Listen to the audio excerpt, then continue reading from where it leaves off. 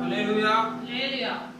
நாம் அனைவரும் இந்த நேரத்திலே தேவனை துதித்து கண்களை மூடி நாம் அனைவரும் தேவ சமூகத்தில் கர்த்தரை துதிப்போம். ஹல்லேலூயா. சோத்திரம் சோத்திரம் சோத்திரம் சோத்திரம் ஐயப்பா. கடந்த நாள் முழுவதும் எங்களை கண்மணி போல் பாதுகாத்த தேவனுக்கு நாம் அனைவரும் இந்த நேரத்திலே நன்றி செலுத்தி கர்த்தரை துதிப்போம். ஹல்லேலூயா. சோத்திரம் சோத்திரம் சோத்திரம் ஐயப்பா. எத்தனையோ பேர் இல்லாத நேரத்திலும் கூட கர்த்தர் இன்னைக்கு நம்மளை கண்மொழிக்க வைத்த கிருபைக்காக நன்றி செலுத்தி நாம் கர்த்தரை துதிப்போம். ஹல்லேலூயா. ஹல்லேலூயா. சோத்திரம் ஐயப்பா.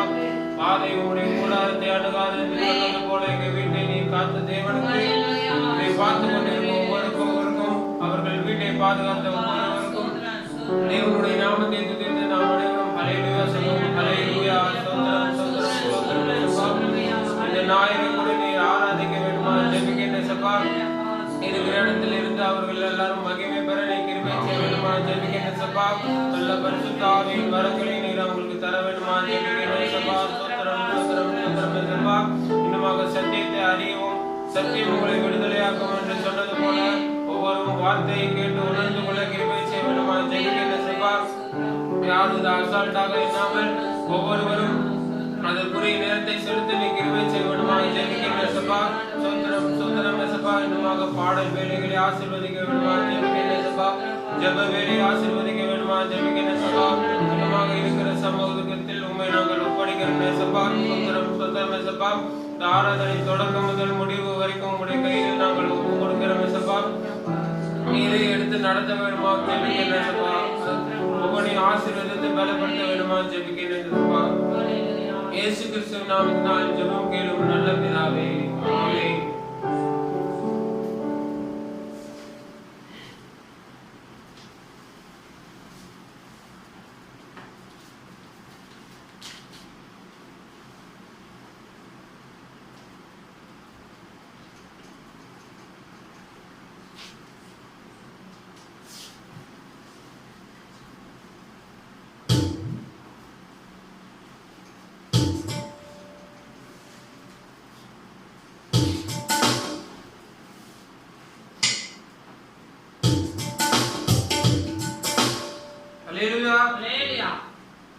கர்த்தர் இது நாள் வரைக்கும் நம்மளை கண்மணி போல் பாதுகாத்திருக்கிறார். ஹல்லேலூயா.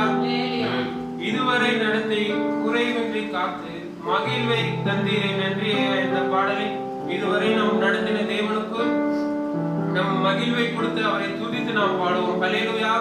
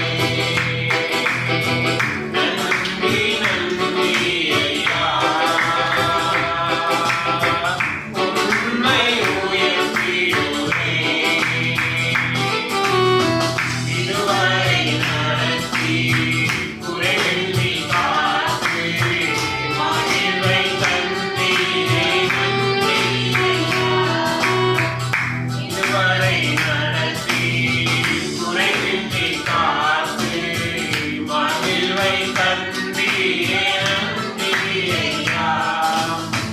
கிருபைகள் தந்து ஊழியம் தந்து உயர்த்தி வைத்தீரே நன்றியையா. கிருபைகள் தந்து ஊழியம் தந்து உயர்த்தி வைத்தீரே நன்றியையா. நன்றி நன்றியையா. உம்மை உயர்த்திடுவேன். நன்றி நன்றியையா. உம்மை உயர்த்திடுவேன்.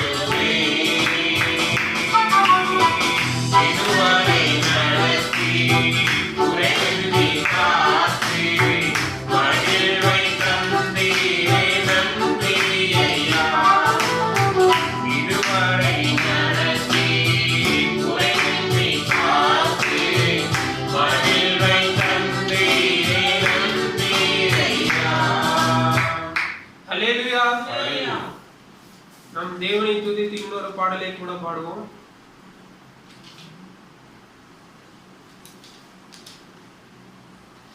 மான்கள் நீரோடை வாஞ்சித்து கதரும் போல் தேவனே என்ற பாடலை நாம் அதன் அர்த்தங்களையும் அதன் ஆழங்களையும் உணர்ந்து நாம் அனைவரும் தேவனை துதித்து கைகளை தட்டி உற்சாகமாய் பாடுவோம். அல்லேலூயா.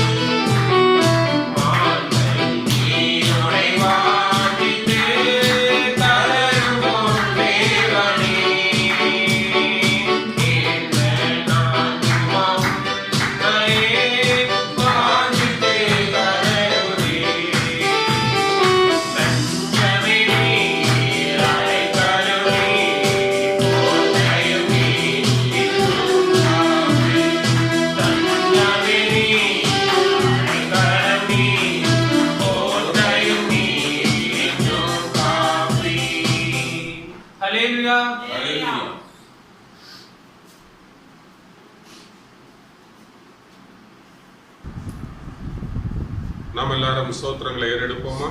ஹல்லேலூயா, ஹல்லேலூயா, ஹல்லேலூயா, ஹல்லேலூயா. கர்த்தர் இந்த நாளை நமக்கு கொடுத்திருக்கிறபடினாலே நன்றி செலுத்தி நாம் ஸ்தோத்திரங்களை ஏறெடுப்போமா? ஹல்லேலூயா, ஹல்லேலூயா. உள்ளத்தின் ஆழத்திலிருந்து ஸ்தோத்திரங்களை ஏறெடுப்போம். தேவனுடைய கிருபை நம்மளை இதுவரைக்கும் பாதுகாத்தது, நம்மை இதுவரைக்கும் போஷித்தது, நமக்கு இதுவரைக்கும் எல்லாவற்றையும் கொடுத்தது என்பதை நாம் அறிந்திருக்கிறோமானா இந்த வழியில் தேவனுக்கு துதிக்க நாம் கடமைப்பட்டவர்களா இருக்கிறோம், நன்றி செலுத்த கடமைப்பட்டவர்களா இருக்கிறோம். அவர் எவ்வளவு நல்லவராய் இருக்கிறார். நீதிமானுடைய பிள்ளைகள் அப்பத்துக்கு இறைந்து திருவதில்லை என்றதான வார்த்தையை நமக்கு நிறைவேற்றினார். சிங்க கூட்டையில் கூட தாழ்ச்சி அடைந்து பட்டினியா இருக்கும். கர்த்தரை தேடுகிறவர்களுக்கு ஒரு நன்மை குறையப்படாது என்று சொன்னார். அப்படிப்பட்ட தேவனை நோக்கி நாம் இந்த உன்னத பலிகளை நாம் ஏறெடுப்போமா? சோத்திர பலியிடுகிறவன் என்னை மகிமைப்படுத்துகிறான் என்று வேதவசனம் சொல்லுகிறதை சற்று நினைவூர்ந்து பார்த்து அவரை கனப்படுத்த வேண்டுமானால் உடைய உள்ளத்தின் ஆழத்திலிருந்து நன்றிகளையும் சோத்திர பலிகளையும் எல்லாவற்றையும் நாம் இந்த வழியில செலுத்துவோமா? ஹல்லேலூயா. அவர் நம்மை நேசிக்கிறவராய் இருக்கிறபடினாலே நமக்கு எல்லா கடைகளும் அவர் செய்கிறவராய் இருக்கிறார். அவர் நம்மை விட்டு கடந்து போகவே இல்லை. நான் உன்னை விட்டு விலகுவதும் இல்லை, உன்னை கைவிடுவதும் இல்லை என்று தேவன் வாக்களித்தாரே. அப்படியானால் நம்மை இதுவரைக்கும் அவர் பாதுகாத்து வந்திருக்கிறார், இனிமேலும் பாதுகாக்க போகிறார். அவருக்கு நன்றிகளையும் சோத்திரங்களையும் நாம் அளவில்லாமல் இந்த வழியில இந்த சிறிய நேரத்தில் நாம் செலுத்துவோமா? ஹல்லேலூயா, ஹல்லேலூயா. எத்தனையோ பேர் மடித்து கொண்டிருக்கிறார்கள், எத்தனையோ பேர் இந்த உலகத்தை விட்டு கடந்து போய் கொண்டிருக்கிறார்கள். ஆனால் நமக்கோ மிகுந்த கிருபையை கொடுத்திருக்கிறார். நாம் சாப்பிடுகிற உணவு கண்ட்ரோலினால் அல்ல, நம்முடைய மற்ற காரியங்களினால் அல்ல, டிஸ்டன்ஸ்னால அல்ல, ஆனாலும் தேவனுடைய கிருபையினால் தான் நமக்கு இதுவரைக்கும் தேவன் அளவில்லாத நன்மையை தந்திருக்கிறபடினாலே நன்றி செலுத்தி நாம் சோத்திரம் பண்ணுவோமா? ஹல்லேலூயா. அவர் கூடாரத்தை உன்னுடைய வாதை உன் கூடாரத்தை அணுகாது என்று சொன்னார். அப்படியானால் நிச்சயமாக இந்த வழியில வாதை நம்முடைய வீட்டையும் அணுகவில்லை, கூடாரமாகிய நம்மையும் அந்த வாதை அணுகவில்லை என்றார். அது தேவனுடைய சுத்த கிருபையாயிருக்கிறது. அந்த கிருபை எண்ணி நாம் சந்தோஷப்பட்டு கலிகூர்ந்து தேவனுக்கு நாம் நன்றிகளை செலுத்துவோமா? ஹல்லேலூயா, ஹல்லேலூயா, ஹல்லேலூயா, ஹல்லேலூயா. உமக்கு நன்றி ஆண்டவரே, உமக்கு நன்றி ஆண்டவரே. கொடான கொடி நன்றிகளை நாங்கள் செலுத்துகிறோம் ஆண்டவரே. எங்களை எவ்வளவாய் நினைவு கூர்ந்தீர் ஆண்டவரே, எங்களை எவ்வளவாய் நீ பார்த்து கொண்டிருக்கிறீர் ஆண்டவரே. உமக்கு நன்றி செலுத்துகிறோம் ஆண்டவரே. ஒன்றுக்கு உதவாத அட ஏழைகளாகி எங்கள் மேல் உடைய கரிசனையை வைத்தீரே, உமக்கு நாங்கள் நன்றிகளை செலுத்துகிறோம் ஆண்டவரே, நன்றிகளை செலுத்துகிறோம் ஆண்டவரே. இன்னும் உம்முடைய கிருபை பாவியாக எங்கள் மேல் ஆண்டவரே ராஜா இன்னும் அளவில்லாமல் கடந்து வரட்டும் ஆண்டவரே. ஹல்லேலூயா, ஹல்லேலூயா. எங்கள் ஒவ்வொருவரையும் ஆண்டவரே ராஜா சோதரிக்கிறோம் ஆண்டவரே. சுத்தமாக்கும் ஆண்டவரே, சுகமாக்கும் ஆண்டவரே. ஆண்டவரே எங்களை ரட்சியும் ஆண்டவரே ராஜா, பாவம் இல்லாமல் ஆண்டவரே ராஜா எங்களை ரட்சியும் ஆண்டவரே. எங்களுடைய தடைகள் எல்லாவற்றையும் எடுத்து போடும் ஆண்டவரே. மாம்சீக தடைகள், ஆவியின் தடைகள், சிந்தையின் தடைகள் எல்லாவற்றையும் இயேசு கிறிஸ்துவின் நாமத்தினால நீர் எடுத்து போடும்படியா நாங்கள் ஜெபிக்கிறோம் ஆண்டவரே. நாங்கள் உம்மை இடத்தை இன்னும் நெருங்கி சேர உதவி செய்யும் ஆண்டவரே. பரிசுத்தத்தின் மேல் பரிசுத்தம் அடைய உதவி செய்யும்படியா நாங்கள் ஜெபிக்கிறோம் ஆண்டவரே. ஹல்லேலூயா, ஹல்லேலூயா. நீதியின் மேல் பரிசுத்தமுள்ளவர்கள் பாக்கியவான்கள் என்று சொல்லப்பட்டிருக்கிறது ஆண்டவரே. ஒவ்வொருவரும் வார்த்தையின் மேல் இந்த காலத்தினுடைய செய்தியின் மேல் பரிசுத்தம் உள்ளவர்களாக இருக்கட்டும் ஆண்டவரே. ஹல்லேலூயா, ஹல்லேலூயா. நன்றி செலுத்துகிறோம் ஆண்டவரே, நன்றி செலுத்துகிறோம் ஆண்டவரே. தேவரீர் எங்களுக்கு பாராட்டின மகத்தான கிருபை எண்ணி பார்த்து நாங்கள் சந்தோஷம் அடைகிறோம் ஆண்டவரே, மகிழ்ச்சியா இருக்கிறோம் ஆண்டவரே. ஹல்லேலூயா, ஹல்லேலூயா, ஹல்லேலூயா. அளவில்லாத நன்மைகளை செய்தவரே உமக்கு நன்றி செலுத்துகிறோம் ஆண்டவரே, நன்றி செலுத்துகிறோம் ஆண்டவரே. மேன்மையான சுவிசேஷத்தை எங்களுக்கு வெளிப்படுத்தினவரே நன்றி செலுத்துகிறோம் ஆண்டவரே. எத்தனையோ பேருக்கு கிடைக்கவில்லை இல்லை ஆண்டவரே. எத்தனையோ பேர் உபவாசிக்கிறார்கள் ஆண்டவரே. எத்தனையோ பேர் பல மணி நேரம் ஜெபிக்கிறார்கள் ஆண்டவரே. எத்தனையோ பேர் அநேகருக்கு ஏழைகளுக்கு இறங்குகிறார்கள் ஆண்டவரே. எப்படியாவது எனக்கு இந்த வார்த்தையை வெளிப்படுத்த மாட்டேரா என்று ஆண்டவரை அழைந்து கொண்டு இருக்கிறார்கள் ஆண்டவரே. தேடிக்கொண்டு இருக்கிறார்கள் ஆண்டவரே. ஆராய்ந்து கொண்டு இருக்கிறார்கள் ஆண்டவரே. ஆனால் ஒன்றுக்கும் எந்த விதத்திலும் பிரயோஜனம் இல்லாத ஆண்டவரே, எதையும் செய்யாத எங்களுக்கு தேவன் மகத்தான சத்தியத்தை வெளிப்படுத்தினவரே, உமக்கு நன்றி செலுத்துகிறோம் ஆண்டவரே. நன்றி செலுத்துகிறோம் ஆண்டவரே. நன்றி செலுத்துகிறோம் ஆண்டவரே. கோடான கோடி நன்றிகளை நாங்கள் செலுத்துகிறோம் ஆண்டவரே. ஆண்டவரே, எங்களுடைய கண்களை திறந்தவரே, நாங்கள் உம்மை ஸ்தோத்திரிக்கிறோம் ஆண்டவரே. ஹல்லேலூயா, ஹல்லேலூயா, ஹல்லேலூயா. எங்களுடைய ஜெபத்தை கேளும் ஆண்டவரே. எங்களுடைய கூக்குரலை நீர் கேளும் ஆண்டவரே. அன்னைக்கு இஸ்ரவேல் ஜனங்களுடைய கூக்குரலை கேட்டு இறங்கின தேவன் எங்கள் மத்தியிலும் நீர் இறங்கும்படியாக நாங்கள் ஜெபிக்கிறோம். உடைய பிரசன்னத்தை அனுப்பும்படியாக நாங்கள் ஜெபிக்கிறோம் ஆண்டவரே. ராஜா, கேட்டுக்கொண்டிருக்கிற ஒவ்வொருவருக்கும் ஆண்டவர் உடைய பிரசன்னத்தை நீர் அனுப்பும்படியா நாங்கள் ஜெபிக்கிறோம் ஆண்டவரே. ஒவ்வொருடைய பாரத்தையும் நீர் ஆண்டவர் போக்கும் ஆண்டவரே. கவலைகளை மாற்றும் ஆண்டவரே. தேவனுடைய ராஜ்யத்திற்குள் நுழைந்து கொள்ள உதவி செய்யும் ஆண்டவரே. ஹல்லேலூயா, ஹல்லேலூயா. நன்றி செலுத்துகிறோம் ஆண்டவரே. நன்றி செலுத்துகிறோம் ஆண்டவரே. கோடான கோடி நன்றிகளை நாங்கள் செலுத்துகிறோம் ஆண்டவரே. ஆம் ராஜா, சோதரிக்கிறோம் ஆண்டவரே. எத்தனையோ கொள்ள நோய்கள் பரவி கொண்டிருக்கிறது ஆண்டவரே. இன்னும் அதிகமாகி கொண்டிருக்கிறது என்று நாங்கள் கேள்விப்பட்டு கொண்டிருக்கிறோம் ஆண்டவரே. ஆனாலும் தேவன் எங்களை பாதுகாத்துக் கொண்டிருக்கிறீர் ஆண்டவரே. எத்தனையோ தேசத்தில் உள்ள அநேக மகத்தான ஜனங்களை அழித்தது ஆண்டவரே. ஹல்லேலூயா. எங்களுடைய தேசத்திலும் அநேக அழிவுகள் காணப்பட்டது ஆண்டவரே. இன்னும் அது நிமித்தமாய் அநேக சின்ன சின்ன குறைபாடுகள் ஆண்டவர், வேலை இல்லாமை ஆண்டவரே, ராஜா, பசி, இவனுடைய காரியங்கள் ஆண்டவர், இன்னுமாய் ஆண்டவர் அநேக குறைவுகள் நடந்து கொண்டிருக்கிறது ஆண்டவரே. ஆனாலும் நீர் உங்களுடைய பிள்ளைகளை பாதுகாத்துக் கொண்ட தயவிற்காக நாங்கள் நன்றிகளையும் சோதனைகளையும் நாங்கள் ஏறெடுக்கிறோம் ஆண்டவரே. ஆம் ராஜா, இந்த நேரத்தில் இருக்கிற ஆராதனை நீர் ஆசீர்வதித்தாரும் ஆண்டவரே. எங்களை தகுதிப்படுத்தும் ஆண்டவரே. எங்களை தகுதிப்படுத்தும் ஆண்டவரே. இந்த ஆராதனுடைய தொடக்கம் முதல் முடிவு வரைக்கும் உடைய பிரசன்னம் எங்களோடு கூட இருக்கட்டும் ஆண்டவரே. நீர் எங்களோடு கூட பேசும் ஆண்டவரே. நீர் எங்களோடு கூட பேசும்படியா நாங்கள் ஜெபிக்கிறோம் ஆண்டவரே. நாங்கள் உங்களுடைய வார்த்தையை தேடி வந்திருக்கிறோம் ஆண்டவரே. உடைய ஆசீர்வாதத்தை நாடி வந்திருக்கிறோம் ஆண்டவரே. நாங்கள் வெறுங்கையாய் போகாமல், வெறுமையாய் இல்லாமல் ஆண்டவரே, மகத்தான ஆசீர்வாதத்தை பெற்று போக நீர் எங்களை ஆயுதப்படுத்தும் ஆண்டவரே. எங்களுடைய பாவங்களை மன்னியும், எங்களுடைய தவறுகளை மன்னியும் ஆண்டவரே. எங்களுடைய ஆண்டவர் முயற்சி இல்லாத அநேக காரியங்களை மன்னியும் ஆண்டவரே. ராஜா, சோதரிக்கிறோம் ஆண்டவரே. நீர் நாமே வரக்கூடிய நாட்டில் எங்களை உற்சாகப்படுத்தும் ஆண்டவரே. ஹல்லேலூயா. நம்முடைய வார்த்தைக்குள்ளாக, ஜபத்திற்குள்ளாக ஆண்டவரே ராஜா, இன்னும் அநேக காரியத்திற்குள்ளாக எங்களை உற்சாகப்படுத்தும் ஆண்டவரே. நாங்கள் இன்னுமாய் அறிந்து கொள்ள நீர் எங்களை பலப்படுத்த முடியா நாங்கள் ஜெபிக்கிறோம் ஆண்டவரே. ஹல்லேலூயா, ஹல்லேலூயா, ஹல்லேலூயா.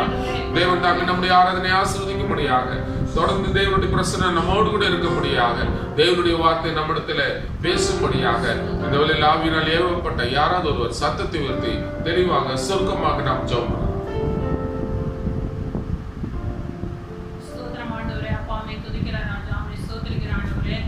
அந்த ஓய்வு நாள் மனமகிழ்ச்சி இந்த காலை வேலைக்காக நன்றி செலுத்துகிறோம் தகப்பனே. அப்பா ஆண்டவரே, இந்த நாளை கூட காணாமல் எத்தனையோ பேர் மறைத்து போயிருக்காங்க தகப்பனே. எத்தனையோ பேர் நோயினால் ஆண்டவர் எப்படிப்பட்டு இருக்கிறாங்க தகப்பனே.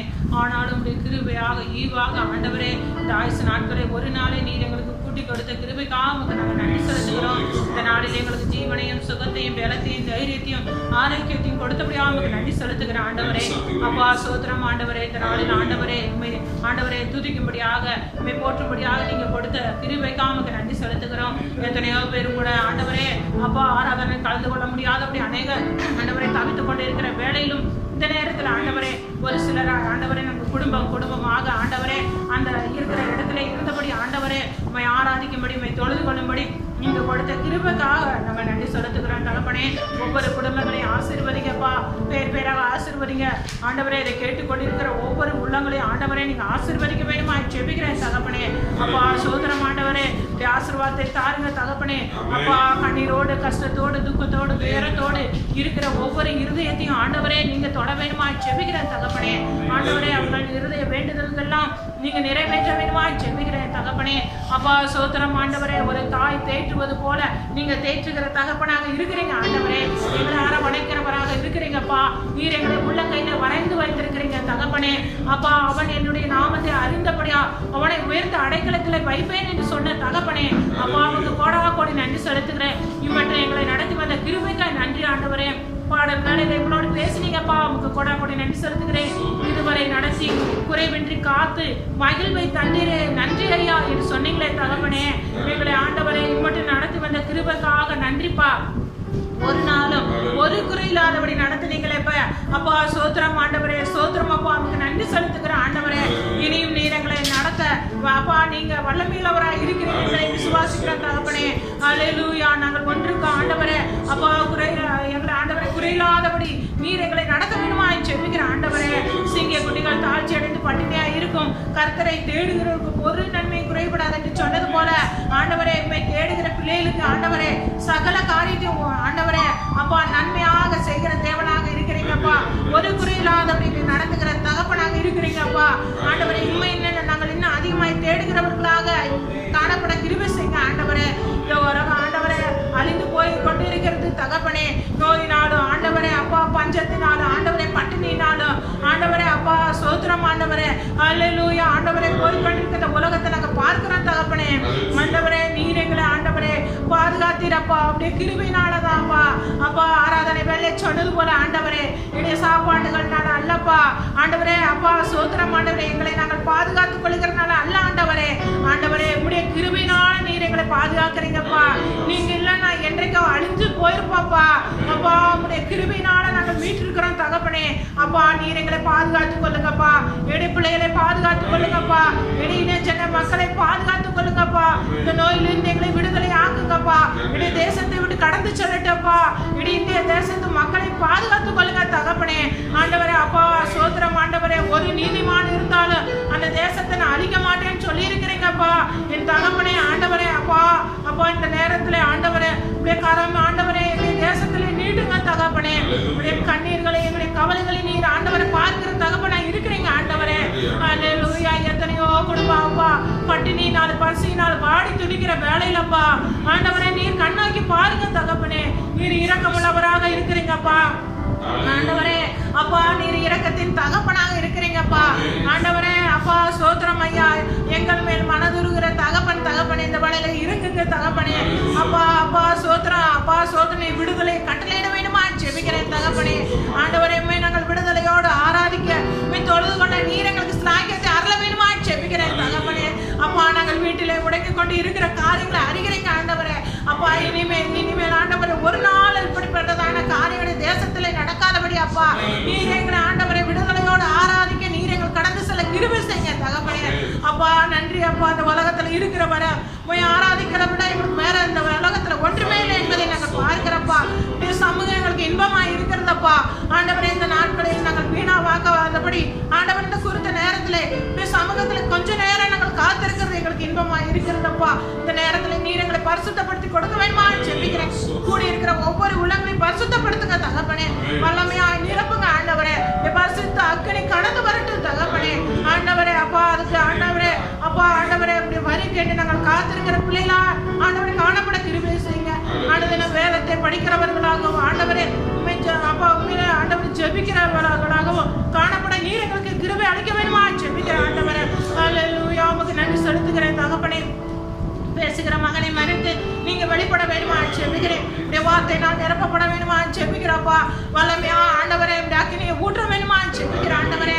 உலகத்தின் காரியங்கள் எண்ணங்கள் எல்லாவற்றையும் இந்த வேலையில நீங்கள் அகற்றி போட வேண்டுமா ஜெபிக்கிறேன் தகப்பனே. உடைய வார்த்தை நான் நிரப்ப வேண்டுமா ஜெபிக்கிறேன். கேட்கிற எங்க உள்ள ஆண்டவரே எங்களுடைய உள்ளங்களை ஆண்டவரே அப்பா நீர் திறக்கப்பட வேண்டுமா ஜெபிக்கிற ஆண்டவரே.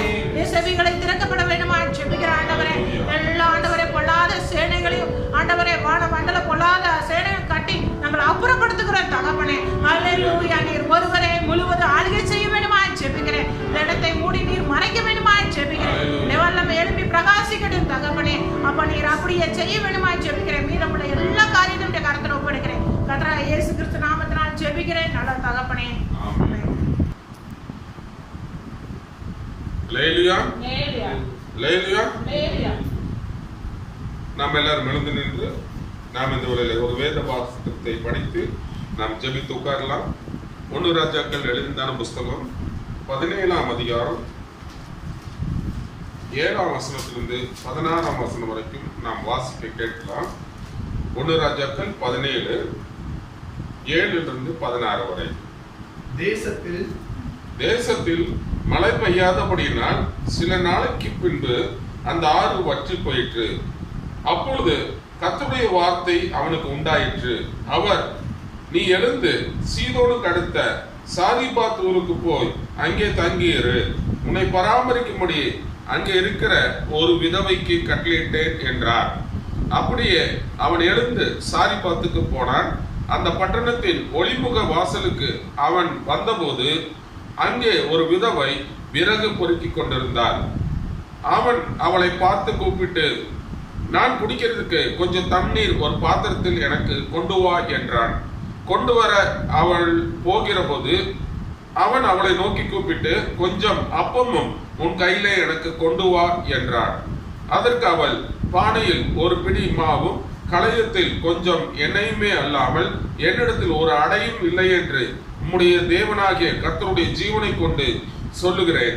இதோ நானும் என் குமாரனும் சாப்பிட்டு செத்து போக அதை எனக்கும் அவனுக்கும் ஆயத்தப்படுத்துகிறதுக்கு 2 விறகு பொறுக்குகிறேன் என்றாள். அப்பொழுது எலியா அவளை பார்த்து, பயப்படாதே, நீ போய் உன் வார்த்தையின்படி ஆயத்தப்படுத்து. ஆனாலும் முதல் அதிலே எனக்கு ஒரு சிறிய அடைய பண்ணி என்னிடத்தில் கொண்டு வா, பின்பு உனக்கும் உன் குமாரனுக்கும் பண்ணலாம். கர்த்தர் தேசத்தின் மேல் மழை கட்டளையிடும் நாள் மட்டும் பானையின் மா செலவழிந்து போவதும் இல்லை, கலசத்தின் எண்ணெய் குறைந்து போவதும் இல்லை என்று இஸ்ரவேலின் தேவனாகிய கர்த்தர் சொல்லுகிறார் என்றான். அவள் போய் எலியாவின் சொற்படி செய்தால் அவளும் இவனும் அவள் வீட்டாரும் அநேக நாள் சாப்பிட்டார்கள். கர்த்தர் எலியாவை கொண்டு சொன்ன வார்த்தையின்படியே பானையிலே மா செலவழிந்து போகவும் இல்லை, கலசத்தின் எண்ணெய் குறைந்து போகவும் இல்லை. தேவன் தாமே இந்த வார்த்தையை நமக்கு ஆசீர்வதித்து கொடுப்பாராக. நாம் இந்த வழியில ஜெபம் பண்ணலாம். எங்கள் கிருபையுள்ள நல்ல ஆண்டவரே, இந்த வழியில வாசிக்கப்பட்ட உம்முடைய வார்த்தையோடு கூட தம்முடைய ஆசீர்வாதத்தை நீர் கூட்டுவீராக. வார்த்தை பேசுகிற, வார்த்தை கேட்கிற எங்கள் ஒவ்வொருவரையும் அபிஷேகிப்பீராக. இந்த வார்த்தையில் இருக்கக்கூடிய அந்த சரியான ஒரு பொருளை நாங்கள் அடைந்து கொள்ள மட்டும் உம்முடைய பிரசன்னம் எங்களோடு கூட எப்பொழுதும் இருப்பதாக. நாங்கள் அதனுடைய உட்பொருளை அறிந்தால் மாத்திரமே, புரிந்து கொண்டால் மாத்திரமே எங்களுக்கு விசுவாசம் உண்டாயிருக்கும் என்பதை நாங்கள் நிச்சயமாய் அறிந்திருக்கிறோம். அதனால் நாங்கள் எப்பொழுதும் படித்த வேதபாகம் தான், எப்பொழுதும் கேட்ட செய்திதான் என்று இருக்காதபடி நாங்கள் இதனுடைய ஓரத்தை இல்லை, இதனுடைய ஆழத்தை நாங்கள் தொடும்படியாக நீர் எங்களை ஆயத்தப்படுத்தும்படியாக நாங்கள் ஜெபிக்கிறோம்.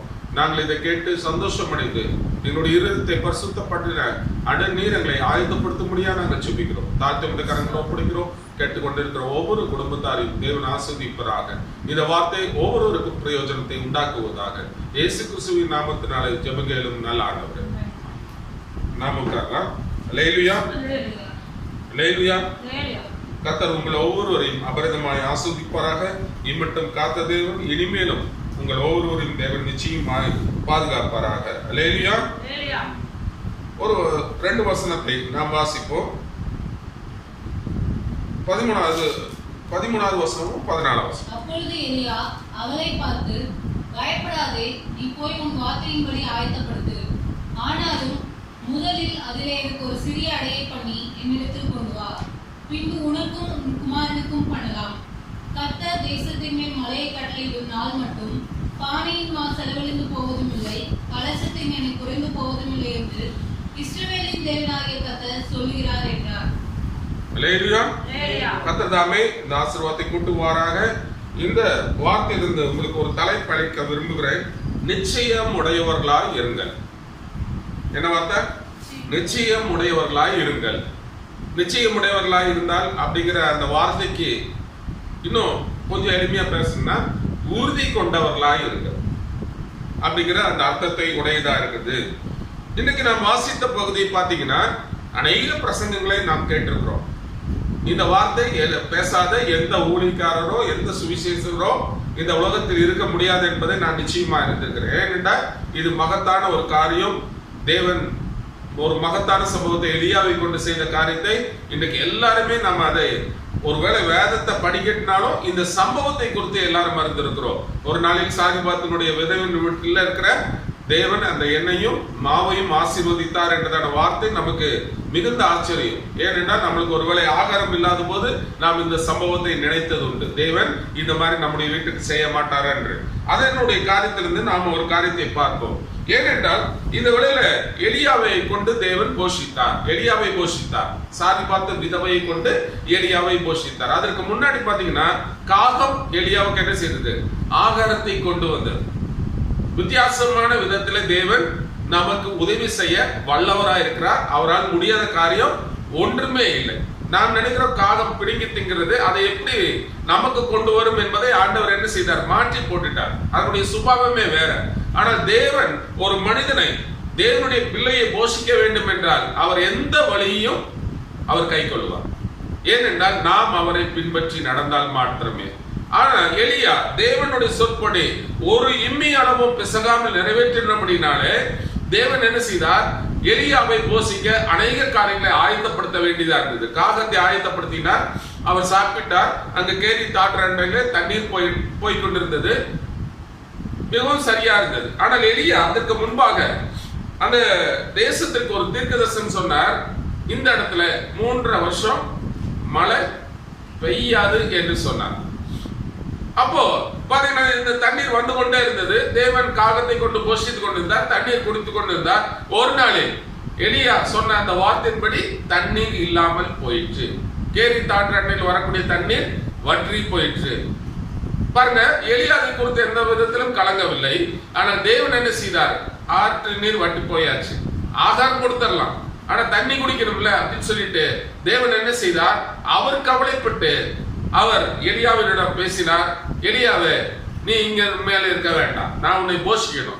அதனால நீ என்ன செய்ய, இந்த சாரிபாத் என்றதான அந்த ஒரு விதவி வீட்டுக்கு நீ போ, நான் அதுக்கு முன்னாடி அவளுக்கு நான் அதை கட்டளையிட்டு இருக்கிறேன் அப்படின்னு சொன்னார்.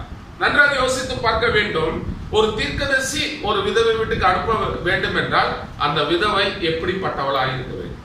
ஒரு விதவை வீட்டுக்கு தேவன் தீர்க்கதரிசி அனுப்புவது என்பது ஒரு வேலை அசாதாரண செயலாக இருக்கலாம். அப்படியானால் அந்த விதவை மிக மகத்தானவளாக இருக்க வேண்டும். தீர்க்கதரிசி அதைத்தான் குறிப்பிட்டு சொல்கிறார். எத்தனையோ விதவைகள் அன்றைக்கு இருந்தாங்க அந்த தேசத்தில் இருந்தார். ஆனால் ஒரு விதவையினிடத்திற்கு மட்டுமே எலிசா அனுப்பப்பட்டார். அங்கு இந்த பஞ்சம் தீரும் வரைக்கும் எலியாவும் சாப்பிட்டார், அந்த வீட்டாரும் சாப்பிட்டார். அதைத்தான் நாம் வேதத்தில் வாசித்தோம் என்பதை நாம் அறிந்திருக்கிறோம். அப்படியானால் நாம் அதை பார்ப்பதற்கு முன்பதாக ஒரு சில காரியங்களை நாம் பார்த்து அந்த பொருளுக்கு நாம் வருவோம். இன்னைக்கு பாத்தீங்கன்னா நாம் தேவனிடத்திலே நிச்சயம் உடையவர்களா இருக்க வேண்டும், உறுதியுடையவர்களா இருக்க வேண்டும். தேவனுடைய வார்த்தை என்பது நம்மளுடைய கருத்தில் இருக்குது. ஒருவேளை இங்க இருக்கிறவர்களுக்கும் இதை கேட்டுக்கொண்டவர்களுக்கும் ஒருவேளை ஒருவருக்கு கொஞ்சம் தெரியலாம், இன்னொருவருக்கு இன்னும் அதிகமா தெரிந்திருக்கலாம். ஆனாலும் அவருடைய கையில் இருப்பது தேவனுடைய வார்த்தையா இருக்கிறது. அந்த வார்த்தை உண்மையா இருக்கிறது என்பதை உறுதியாய் நாம் அறிந்திருக்க வேண்டும். வார்த்தை தான் அப்படின்னு சொல்லிட்டு அது தேவன் தான் அப்படின்னு சொல்றதுக்கு எல்லாருக்குமே உரிமை உண்டு. ஆனால் அது நிச்சயமாக தேவன் தான் அப்படிங்கும் போது நாம் அதை என்ன செய்ய வேண்டும்? மிகவும் உறுதியாக விசுவாசிக்க வேண்டும். அந்த விசுவாசத்துல கொஞ்சம் கீழே இறங்கக்கூடாது, மேலையும் போயிடக்கூடாது. ஏனென்றால் அது தேவனுடைய வார்த்தை தான், அது நிச்சயமாய் நிறைவேறும் என்றதான உறுதி நமக்கு இருக்க வேண்டும். ஏனென்றால் இன்னைக்கு பாருங்க, அந்த உறுதி இல்லாதனால்தான் இன்னைக்கு என்ன செய்றாங்க? தேவனுக்கு மேலாக வேற காரியத்துக்கு அனைத்துக்குமே அவங்க என்ன செய்யறாங்க? நிச்சயம் உடையவர்களா இருக்காங்க, உறுதியா இருக்கிறாங்க. தேவனுக்கு மேலாக தன்னுடைய வேலையை பெரிதாக வைத்துக் கொண்டிருக்கிறார்கள். தேவனுக்கு மேலாக தன்னுடைய வீட்டை பெரிதாக எண்ணுகிறார்கள், தன்னுடைய பிள்ளைகளை, பெற்றோர்களை, இன்னும் அநேக காரியத்தை அவர்கள் என்ன செய்கிறார்கள்? பெரிதாக எண்ணுகிறார்கள், தேவனுக்கு மேலாக வைத்திருக்கிறார்கள். தேவனுக்கு மேலாக நீங்கள் வைப்பது அனைத்துமே அது எதுவா இருப்பினும் அது விக்கிரகமே. தேவனுக்கு மேலாக நீங்கள் மற்ற காரியத்தையோ எதையோ, ஒரு சகோதரோ சகோதரியோ பெற்றோரோ தாயோ தகப்பனோ நண்பரோ யாருமே அதுக்கு ஈக்குவலா வைக்க கூடாது. தேவனுக்கு ஈக்குவலா, தேவனுக்கு மேலாக வைக்க கூடாது. ஏனென்றால் வச்சால் அது என்ன செய்யுங்க? விக்கிரகமாய் இருக்கு. தேவனுக்கு எது பிடிக்காது? விக்கிரகம் பிடிக்கவே பிடிக்காது. அதுதான் முதல் கற்பனையில இருக்குது இல்லை? முதல் கற்பனை என்பது என்ன? அந்நிய தேவனை நீ நமஸ்கரிக்கவும் வேண்டாம். அப்ப பாத்தீங்கன்னா தேவனுக்கு மேல நாம் இன்றைக்கு ஒரு விக்கிரகத்தை பார்த்து கும்பிடுவதில்லை. ஆனா நாம் அநேக காரியங்களை விக்கிரகங்களாக வைத்திருக்கிறோம். அதனால் தான் தேவன் நமக்கு உதவி செய்ய முடியல. அந்த உறுதி நமக்கு இல்லை. இத படிச்சிட்டோம்னா நாம் பெரிய வேலையில் இருப்போம், நல்லதுதான், நாம் நினைக்கிறது நல்லதுதான். ஆனால் அதை காட்டிலும் ஆண்டவரே, நான் இந்த படிப்பை படிச்சிருக்கிறேன், என்னுடைய வேலைக்காக படிச்சிருக்கிறேன், ஆனா இந்த வேலை தான் எனக்கு தெரியாது, ஆனா நீர் எனக்கு வேலை கொடுக்க முடியும். நாம என்ன நினைச்சுக்கோ, நாம படிச்சிருக்கிறோம், நாம படிச்சதுக்கு தகுந்த மாதிரி வேலை ரெடியா இருக்கு அப்படின்னு நினைச்சிருக்கோம். இல்ல, நாம் அதை படிப்பதற்கு உண்டான ஒரு காரியத்தை நாம் கற்று இருக்கிறோம், அவ்வளவுதான். ஆனா தேவன் வேலை கொடுக்கலாம், வேலை கொடுக்க முடியாது. அப்ப பாத்தீங்கன்னா நாம் அதற்கு மேலாக வைக்க கூடாது. அது என்னுடைய காரியம். அப்போ இன்னைக்கு பாத்தீங்கன்னா சாத்தான் சில சமயங்களில சபையையும் தனக்கு தேவனுக்கு மேலாக வச்சார். நிறைய பேர் பாத்தீங்கன்னா அந்த சபையை விட்டுட்டு வரவே மாட்டாங்க. வேண்டான்னு சொல்லல, எங்க சபையில இருங்க, ஆனா தேவனுக்கு மேலாக நீங்க வைக்க. எங்க சபைதான் மேன்மை பாராட்ட நமக்கு இடம் உண்டு. ஆனா அது தேவனுக்கு மேலாக நீங்க வச்சிடக்கூடாது. சபை என்பது நமக்கு அவசியம் தான். ஆனா அந்த சபையை தேவனுக்கு ஈக்குவலாகவோ தேவனுக்கு மேலாகவோ வைத்தால் நிச்சயமாக தேவன் அதை செய்ய மாட்டார். ஏசாயா எழுதின புஸ்தகம் 14ஆம் அதிகாரமும் 28ஆம் அதிகாரம் அது சாத்தானை குறித்து சொல்லப்பட்டிருக்கிறது. சாத்தான் ஏன் விழுந்து போனான்? அவர் லூசிபரா இருந்த போது விழுந்து போனார். அந்த லூசிபரா இருந்த போது அவர் என்ன நினைத்தார்? தேவனுக்கு மேலாக என்னுடைய சிங்காசனத்தை உயர்த்துவேன், அவருக்கு ஒப்பாவேன். ரெண்டு காரியம் வந்துங்களா? அவருக்கு மேலாக இருப்பேன், அவருக்கு சமமாக இருப்பேன் என்று சொன்னதுனால்தான் தேவன் லூசிபரை கீழே தள்ளி அவன் சாத்தானாக மாறினான், தேவனுக்கு எதிராக மாறினான் என்பதை நாம் அறிந்திருப்போம். அது நமக்கு முன்பதாக நிரூபிக்கப்பட்ட உண்மையாய் இதுவரைக்கும் இருக்கு. அதுக்கு மேலாக இது இருக்கும். இதுவரைக்கும் பாத்தீங்கன்னா அவர் பரலோகத்தில் இருந்தார். அப்படிப்பட்ட காரியம் அங்க நடக்கும் போது தேவன் பார்த்து கொண்டு இருக்கிறல, பரவாயில்ல மன்னிச்சுக்கலாம் அப்படின்னு சொல்லிட்டு தேவன் லூசிபரை மன்னிக்கவே இல்லை. ஏனென்றால் அது தேவனுக்கு விரோதமான ஒரு காரியமா இருக்குது. அதே சமயத்தில் பாத்தீங்கன்னா ரட்சிப்பு என்பது சபை சம்பந்தப்பட்டது அல்ல, தேச சம்பந்தப்பட்டது அல்ல. ரட்சிப்பு என்பது தனிப்பட்ட விவகாரம். என்னை தேவன் ரட்சிக்க முடியும். இங்க இருக்கிற எல்லாருமே நான் மோசமானவன் அப்படி கூட நினைச்சு கொண்டிருக்கலாம். என்னை தேவன் ரட்சிக்க முடியாது என்று நினைச்சுக்கலாம். ஆனா என்னை தேவன் ரட்சித்தார். அது எனக்கும் தேவனுக்கும் உள்ள விவகாரம், ஒரு காரியம். ஏனென்றால் ரட்சிப்பு என்பது சபை சார்ந்து வருவதல்ல, தேசத்தை சார்ந்து வருவதல்ல, நல்லவர்களை சார்ந்து வருவதல்ல. அது தேவன் என்னை ரட்சித்தார். அது நிச்சயமா நான் அறிந்திருக்கிறேன். மற்றவர்கள் நம்பினாலும் நம்பாவிட்டாலும் தேவன் என்னை ரட்சித்தார் என்பது உண்மைதான். இதுதான் காரியமா இருக்கு. இன்னைக்கு அதை எல்லாருமே சபை சம்பந்தமாக எடுத்துக்கொள்கிறாங்க. இப்ப நான் சபைக்கு போயிருக்கிறேன், எனக்கு ஒரு வியாதியோடு இருந்தது, வியாதியை தேவன் நீக்கினார். அப்போ இப்பேற்பட்ட வியாதி நீக்கிய தேவன் ஏன் நம்முடைய கடவுளா நாம வச்சிருக்க கூடாது என்று நான் தீர்மானிக்கிறேன். சபை எனக்கு ஒரு சில காரியங்களை உதவி செய்தது.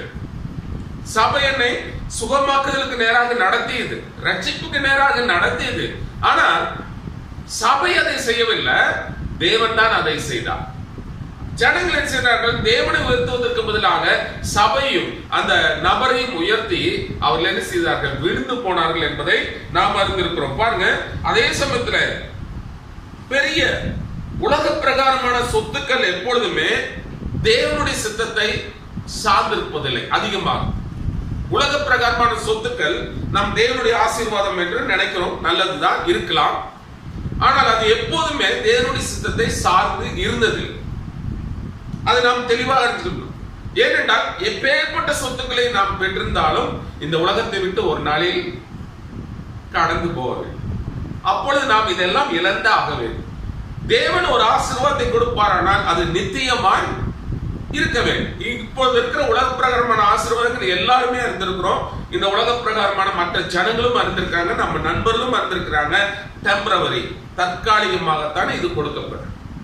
நிரந்தரமான ஆசீர்வாதம் என்பது என்ன? தேவனுடைய நித்திய ஜீவனாக இருக்கிறது. அதுதான் நிரந்தரமான ஆசீர்வாதம். மக்கள் நிரந்தரமான ஆசீர்வாதத்தை நாடுவதற்கு பதிலாக தற்காலிகமான ஆசீர்வாதத்திற்கு தான் அதிக முக்கியத்துவம் கொடுக்கிறோம். ஆனா தேவனுடைய காரியத்துக்கு முக்கியத்துவம் கொடுக்கும் போது இது எல்லாவற்றையுமே தேவன் நமக்கு ஈவாக அளிக்கிறார், அந்த நேரத்துக்கு பயன்படுறதுக்காக இருக்கிறார். ஆனா நாம் இதுல திருப்தி அடைந்து விடுகிறோம். எனக்கு ஆண்டவர் ஒரு நல்ல வீட்டை கொடுத்தார், நல்லதுதான். நல்ல ஒரு தொழிலை கொடுத்தார், மிகவும் நல்லதான். ஆனா அதுல சார்ந்திருப்பதற்காக தேவன் கொடுக்கல, தேவனுடைய நித்திய ஜீவனை சார்ந்திருப்பதற்காக கொடுக்கிறார். ஏனென்றால் இது தற்காலிகமானது. அதே சமயத்தில் பாத்தீங்கன்னா தீர்க்கதரிசி கூறுகிறார், உலக காரியங்களை பெற்றிருத்தல் தேவனுடைய ஆசீர்வாதத்தின் அடையாளம் என்று நீங்கள் சொல்லிவிடவும் முடியாது. தேவன் என்னை ஆசீர்வதித்தார் என்றதான ஒரு காரியத்தை, எனக்கு ஒரு சில காரியத்தை கொடுத்தார், அதை தீர்க்கதரிசி சொல்கிறார், அது தேவனுடைய ஆசீர்வாதத்தின் அடையாளம் என்று நீங்கள் சொல்லிவிட முடியாது. முழுதுமா நான் வேலை செஞ்சதுனால சம்பாதித்திருக்கலாம், ஆனால் அது தேவன் கொடுத்தார் என்று சொல்ல முடியாது. ஆனால் தேவன் அதற்கு அனுகூலமாக உதவி செய்தார் என்று நாம் ஒரு விதத்தில் கூறுவதற்கு நாம் ஆயத்தமா இருக்கோம். தேவன் அதுக்கு கொடுக்கலைன்னா நம்மளுக்கு இது எப்படி வாங்கியிருப்போம், இந்த வண்டி எப்படி வாங்கியிருப்போம், இந்த ஒரு வீட்டை எப்படி வாங்கியிருப்போம் அப்படின்னு. ஆனால் அதை நாம் உறுதியாக கூற முடியாது, நிச்சயமாக கூற முடியாது. ஏன்னா அநேக தேவனுடைய பிள்ளைகள் ஒன்றும் இல்லாதவர்களா இருந்தும் அவர் என்ன செய்யறாங்க, மிகவும் சந்தோஷமுடையவராக இருக்கிறாங்க. அவங்க எதுல சந்தோஷமுடையவர், நித்திய ஜீவன்ல. அவங்களுக்கு எதுவுமே இல்லை. அப்ப அவங்களுக்கு தேவன் ஆசீர்வாதத்தை கொடுக்கலையா? அப்போ ஆசீர்வாதம் என்பது முற்றிலும் அது ஆவிக்குரியவர்களா இருக்கு. அதுதான் நிரந்தரமானவைகள்.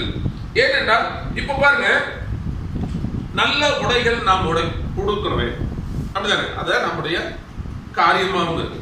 நல்ல உடைகள் உடுத்தாலும் நமக்கு உண்ண உணவு அதிகமாக இருந்தாலும் அது தேவனுடைய சமூகத்துக்கு செல்வது கிடையாது. இதை நாம் தெளிவாக உறுதியாக இருந்திருக்கணும். நமக்கு நல்ல உடைகள் இருந்தால், இன்னைக்கு எனக்கு ஆண்டவர் உடைகளை கொடுத்திருக்கிறார். ஆனால் இதை போன்றதான அநேக ஊழியர்களுக்கு நல்ல உடைகள் இல்லை.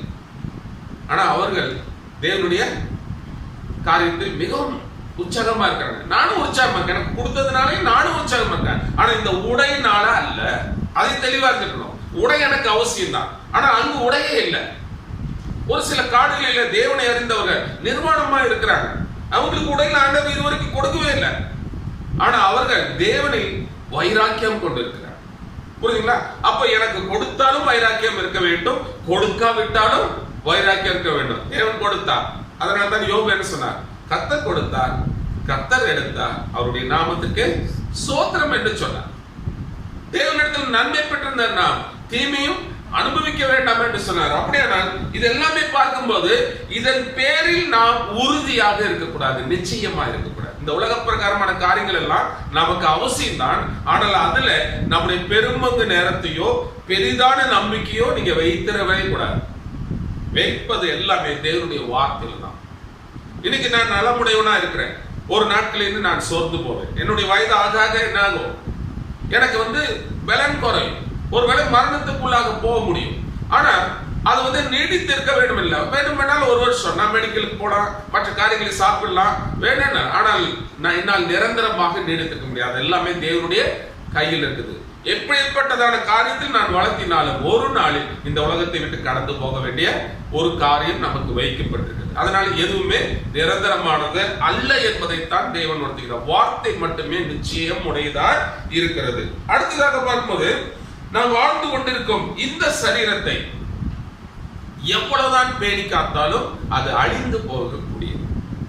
எவ்வளவுதான், நிறைய பேர் நீங்க கவனிச்சிருப்பீங்க, நிறைய பேர் பார்த்துருப்பீங்க. ஒரு சிலர் பார்த்தீங்கன்னா அவங்க சரீரத்தை ரொம்ப அக்கறையா வேண்டான்னு சொல்லல. ஒரு சிலர் டீயே குடிக்க மாட்டாங்க, ஒரு சில காரியத்தை சாப்பிட மாட்டாங்க, மிக சரியான ஆகாரத்தை சாப்பிடுவாங்க. ஒரு சிலர் எல்லாமே மிகவும் கண்ட்ரோலா இருப்பாங்க. என்னதான் பேணி காத்தாலும் ஒரு நாளில் இந்த சரீரம் அழிந்து போகக்கூடியது. அது யாராலும் மாற்ற முடியாது என்பதை நாம் அறிந்திருக்க வேண்டும். மனிதனுக்குள் இருக்கும் ஆத்துமாவே மிகவும் முக்கியமானது. நமக்குள்ள இருக்கிறதான ஆத்மா என்னதான பாகம் தான் மிக மிக முக்கியமானது. அதைத்தான் நாம் பேணி பாதுகாக்க வேண்டும். நம்ம ஆத்மாவை பாதுகாப்பதற்கு பதிலாக என்னத்தை பாதுகாக்கிறோம், இந்த சரீரத்தை தான் பாதுகாக்கிறோம். அதுக்கு தான் அதிக முக்கியம் கொடுக்கிறோம். ஆத்மா என்ன செய்யுது, செத்து கிடக்கு, ஒரு ஆகாரம் இல்லாம இருக்கு. அதான் உள்ளான மனிதன். இது வெளிப்பிரகாரமான மனிதன். இதற்கு தான் அதிகமா தீனி போடுறோம். உள்பிரகாரமான மனிதனுக்கு அதிகமா தீனி போறது இல்லை. பிரேயர்னா ஒரு 10 நிமிஷம் இல்லன்னா 20 நிமிஷம், அவ்வளவுதான். ஆராதனைனா 2 மணி நேரம். 2 மணி நேரத்துக்கு மேல போச்சுன்னா என்ன இருக்கு, ஒவ்வொருத்தருக்கு டைம் பாக்குறாங்க, ஒவ்வொருத்தருக்கு சோர்ந்து போயிடுறாங்க, சாப்பிடாம வந்திருப்பாங்க. அப்ப அவங்களுக்கு என்ன இல்லை, உற்சாகம் காணப்படவில்லை. பாருங்க, காரியம் என்னன்னா தேவனிடத்தில் நிச்சயம் இல்லை. முன்னொரு காலத்துல அப்படிங்கும் போது நான் 1000 வருஷத்துக்கு முன்னாடி சொல்லல, ஒரு கிட்டத்தட்ட 10-20 வருஷத்துக்கு முன்னாடியே ஜனங்கள் ஆகாரம் இல்லாமல் பட்டினியாய் சபைக்கு வருவாங்க, நடந்து வருவாங்க. ஆனால் ஆலயத்துல பாத்தீங்கன்னா சிறிதும் கூட உறங்காமல் மிகவும் விழிப்பாய் சந்தோஷமாய் பாடி அவங்க எரிசிப்பாங்க, கவனித்துக் கொண்டிருப்பாங்க. 3 மணி நேரம் சர்வீஸா இருப்பாங்க, 5 மணி நேரம் சர்வீஸா இருப்பாங்க. காலையிலிருந்து சாயந்தரம் வரைக்கும் இருந்தாலும் அவருடைய காரியங்கள் உற்சாகமாக இருக்கும்.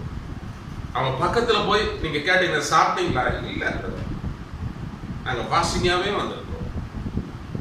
எல்லாருக்கும் நாம கொடுக்க முடியாது, எல்லாருக்கும் அவங்களுடைய ஆகாரத்தினால் திருப்தி அடைய முடியாது. ஆனா அவங்க அதை நாடி வரவில்லை. காலங்களில் பாத்தீங்கன்னா அநேகர் எத்தனையோ மைல் தூரம் நடந்து வந்திருக்காங்க, இரவுல வந்திருக்காங்க. ஆல்நைட் பிரேயருக்கெல்லாம் பாத்தீங்கன்னா இரவுல தன்னோட தீப்பந்தத்தை பிடிச்சி எஸ்டேட் பகுதியிலும் கேரளா பகுதியிலும் இன்னும் பல பகுதியிலும் நம்முடைய தேசத்திலுமே அவங்க என்ன செய்ய ஆல்நைட் பிரேயருக்கு உற்சாகமா 1 மணி நேரம் 2 மணி நேரத்துக்கு முன்னாடி நடந்து வருவாங்க. டார்ச் லைட் எல்லாம் கிடையாது. ஏனென்றால் அவரிடத்தில் உற்சாகம் காணப்பட்டது. இதுல போனா நல்லா ஜெபிக்கலாம், நல்லா பாடலாம், தேவனுடைய வார்த்தை நிறைய நேரம் கேட்கலாம்.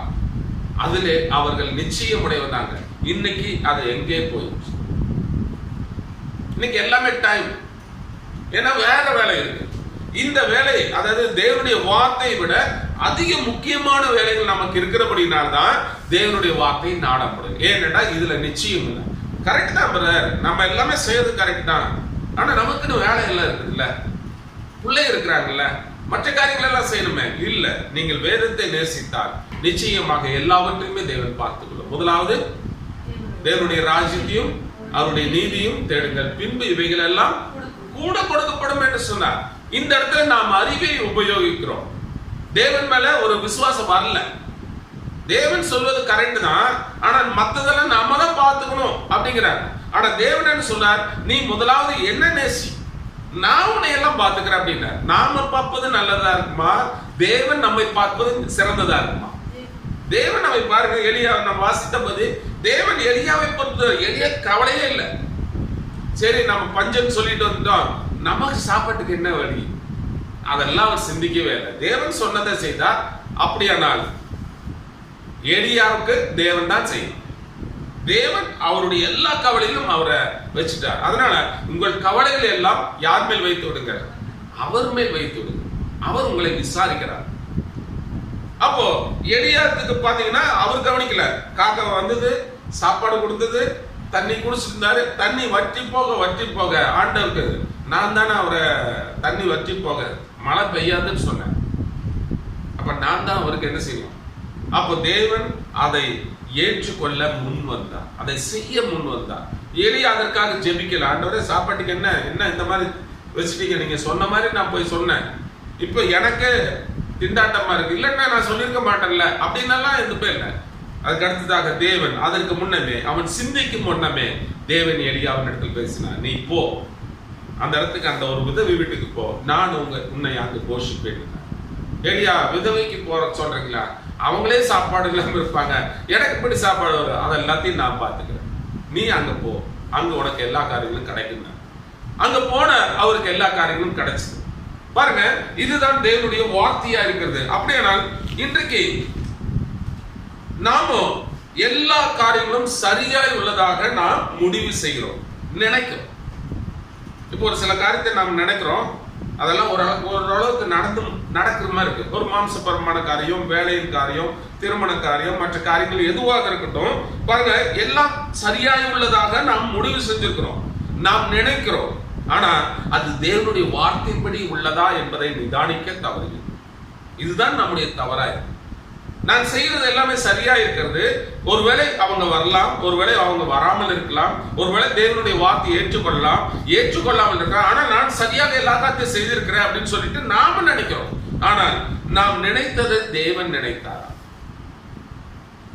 என்றைக்குமே தேவனுடைய வார்த்தை சார்ந்து இருக்கும் போது தேவன் வார்த்தை சார்ந்திருந்தவனை அவர் நினைக்கிறார், விசாரிக்கிறார், எல்லா உதவிகளும் செய்கிறார். நாம் என்ன செய்யணும்னா, ஒரு சில காரியங்களை சரியா இருக்கு, மாம்ச பிரகாரமாக ஒரு சில காரியங்கள், எனக்கு ஆண்டவர் ஆகாரத்தை கொடுத்திருக்கார், நல்ல வேலையை கொடுத்திருக்கிறார், நல்ல வானத்தை கொடுத்திருக்கார், போதும், இதிலே நாம் திருப்தி கொண்டிருக்கிறோம். அதற்காக தேவன் இல்லை, இன்னும் நாம் வளருவதற்காக, இன்னும் தேவனுடைய வார்த்தையை அதிகமாய் சார்ந்திருப்பதற்காக தான் தேவன் என்ன செய்தார்? நடத்தி கொண்டிருக்கிறார். ஆனால் ஜனங்களோ திருப்தி அடைந்து விட்டார்கள். பாருங்க, சாரிபாத் விதவையானவள் ஒரு பக்கம் இன்னைக்கு நடக்குது, எலியா காரியத்தில் அங்க சாப்பாடு இல்லை, தேவன் அதை பொறுப்பட்டுக்கிறார். இந்த பக்கம் பாத்தீங்கன்னா சாரிபாத் விதவை வீட்டுல ஓரளவுக்கு ஆகாரம் இருந்துச்சு. ஆனா எலியா போவதற்கு முன்பாக ஒரு கைப்பிடி மாவும் ஒரு கரண்டி அளவு எண்ணெய் அளவுக்கு அவள் வந்து விட்டார். எலியா போற டைம் என்னதுங்க?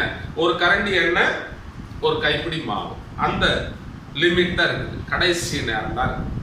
ஆனா தேவன் சொல்ற, உன்னுடைய எல்லா கருத்துக்கும் சாரிபாத் விதவைக்கு கட்டளைட்டேங்கிறார். அங்கு போனா என்ன சொல்றாங்க? என்கிட்ட இவ்வளவுதான் இருக்குன்னு அப்படின்னு எலியாட்ட சொல்லிட்டாங்க. நம்ம வேதாந்தத்தை படிச்சோம். பாருங்க, அது வரைக்கும் தேவன் சாரிபாத்தின் வீட்டை பார்த்து மிகவும் அமைதியாக இருந்தார். அதுக்கு முன்னாடி ஐயா வராரு, எடி ஐயா வராரு, அதனால நம்ம அதுக்கு முன்னாடி இங்க இருக்குது எல்லாமே பெருசு பண்ணிடுவோம், ஏன்னா அதிகமாக்கிடுவோம் அப்படின்னு ஆண்டவர் எதையுமே செய்யணும். சாரிபாத் விதவையும் பாத்தீங்கன்னா அவள் தினந்தோறும் ஜெபித்து கொண்டிருந்தார். அதுக்கு முன்னாடி எலியா வரதுக்கு முன் நாட்களில இரவுல தீர்க்கதரிசியார் இரா முழுவதும் ஜெபித்தாள். ஏன்னா நாளைக்கு எனக்கு ஒரு கரண்டி அளவு எண்ணெய் தான் இருக்கும், ஒரு கைப்பிடி மாவு தான் இருக்கும், நானும் என் மகனும் சாப்பிட்டு அதுக்கப்புறம் என்ன பண்றது? அருமையான தேவனுடைய மனுஷன் சொல்லிட்டாரு, இந்த தேசத்துல பஞ்சம் வரும்னு சொல்லிட்டாரு, நாங்கள் செத்து போயிடுவோம், செத்து போவோம் என்றதான முடிவுக்கு தாயும் பிள்ளையும் முடிவு செஞ்சாங்க. அந்த பிள்ளை மிகவும் சிறிய பிள்ளை. அவருடைய கணவர் ராணுவத்தில், இஸ்ரவேலுடைய ராணுவத்தில் போய் சேர்ந்து அவர் மரித்து விட்டார், அந்த யுத்தத்தில் மரித்து விட்டார். அப்ப பாத்தீங்கன்னா அவள் ஒரு விதவையா இருக்கிறார். அவள் அது வரைக்கும் தேவனால் ஆசீர்வதிக்கப்பட்டுதான் இருந்தாள். பஞ்சத்தினாலே அங்க என்ன நடக்குது? அவளுடைய வீட்டில் இருக்கிற ஒவ்வொரு காரியமும் குறைந்து கொண்டே வந்தது. அது வரைக்கும் தேவன் செய்யறார், அமைதியாகத்தானே ஒரு காரியம் அங்க முன்னேற்பாடாக எதையுமே செய்யலாம். இந்த ஒரு காரியத்தை நாம் எடுத்துக்கொள்வோம். ஒருவேளை சாரிபாத் விதவைகளுடைய வீட்டுல இந்த ஆகாரத்துக்கு உண்டான ஒரு காரியம் நடந்து கொண்டது. ஒருவேளை நம்முடைய வீட்டிலையும் அதே மாதிரி காரியங்கள் நடக்கலாம், ஒவ்வொருடைய வீட்டிலையும் நடக்கலாம், வேறு விதமான காரியங்கள் நடக்கலாம். பாருங்க, தேவன் என்ன செய்கிறார்? அது கடைசி நிலைமை வருகிற வரைக்கும் தேவன் அமைதியா இருக்கிறார். அது ஒன்றுமில்லாமல் போகும் நிலைமை வரைக்கும் தேவன் அமைதியா தான் இருக்கிறார். எந்த ஒரு உணர்ச்சியும் தேவன் காட்டல. ஆனால் அவளும் என்ன செய்றார்? இரவு முழு, ஆண்டவரே நாளைக்கு என்னுடைய பையன் செத்து போவான், பாருங்க என்னுடைய பையனுடைய கோலத்தை பாருங்க, சாப்பாடே இல்லாம நாங்க ரொம்ப ரொம்ப மிச்சம் பண்ணி ஒரு தோசையா 2 தோசையை சாப்பிட்றக்கு, 2 காரியங்கள் சாப்பிட்றக்கு, நாங்க ஒரு காரியத்தை சாப்பிட்டு ஒரு இதை சாப்பிட்டு நாங்க என்ன செய்யறோம்? அப்படியே மிச்சம் பண்ணிருக்கோம். என்னன்னா அது நாளைக்கு வேணும், நாளைக்கு வேணும், அடுத்த வேலைக்கு வேணும் என்று சொல்லி நாங்கள் கடந்து கொண்டிருக்கிறோம். ஆனால் இப்பொழுது அடுத்த வேலைக்கும் இல்லை. இதுதான் கடைசி நிலைமையா இருக்கும்போது, அப்படிங்கும் போது பாருங்க, அப்படிப்பட்ட நேரத்தில் தான், ஒன்றுமில்லாத நேரத்தில் தான் தீர்க்கதரிசி கூறுகிறார், நீங்க தேவனை குறித்து, தேவனுடைய வார்த்தை குறித்து நிச்சயம் கொண்டிருக்கிறது. ஒன்றுமில்லை, ஒண்ணு இல்லை, நாளைக்கும் வருவதற்கு வாய்ப்பு இல்லை. அந்த நேரத்தில் தான் நீங்கள் வார்த்தை குறித்ததான நிச்சயம் வச்சிருக்கிறோம். தேவன் என்ன செய்கிறார்? நம்மை போஷிக்கிறேன் என்று அவர் வாக்குத்தத்தம் செய்திருக்கிறார். நீதிமானுடைய பிள்ளைகள் அப்பத்துக்கு இறைந்து தெரிவதில்லை என்று சொல்கிறார். சிக்கு குட்டிகள் கூட தாழ்ச்சி அடைந்து பட்டினியா இருக்கும், தேவனை தேடுவதற்கும் இவ்வளவு சொன்ன பிறகு நமக்கு அடுத்த வேலை ஆகாரம் இல்லைன்னு வைங்க, என்ன செய்யறோம்? குழப்பம். வேலை எல்லாம் இல்லாட்டின்னா அவ்வளவுதான், ஒண்ணும் நடக்காது, என்ன பண்றது அப்படின்னு ஒரு நிலைமைக்கு வரும். தீர்க்கதரிசி கூறுகிறார், அப்படிப்பட்ட நேரத்தில் நீங்கள் வார்த்தையை சார்ந்து அமைதியா இருக்க வேண்டிய சூழ்நிலை, அசையாமல் அமைதியாக இருந்தார். தேவனா அமைதியா இருக்கிறார், ஒண்ணும் கொடுக்க மாட்டேங்கிறார், ஒண்ணு அங்க செய்யல. அப்படிப்பட்ட நேரத்தில் வார்த்தையை கொடுத்துருங்க. ஏனென்றா தேவனுடைய பிள்ளைகள் அப்ப சிங்க குட்டிகள் கூட தாழ்ச்சி அடைந்து, அதுக்கு முன்னாடி எலியாவின் காரியங்களில் சாரிபாத் வீட்டில் அதுக்கு முன்னாடி நிறைய வேத வாக்கியங்கள், மோசைக்குரிய வேத வாக்கியங்கள் எல்லாமே நிறைய இருக்கு. பாருங்க, ஆண்டவர் என்ன சொன்னாரு? நீ என்னுடைய வார்த்தையின்படி நடந்தால் நான் உன்னை ஆசீர்வதிப்பேன், மேன்மையாக வைப்பேன், நிறைய வாக்குத்தத்தம் இருக்கு. இது எல்லாவற்றையும் சாரிபாத் விதவை அறிந்திருந்தார், விசுவாசித்துக் கொண்டிருந்தார். ஆனால் தேவனோ ஜெபத்தை கேளாதது போல நின்று கொண்டிருந்தார். மரணம் அடையக்கூடிய கடைசி வேளையில தேவன் இருந்தார். அப்படியே நான்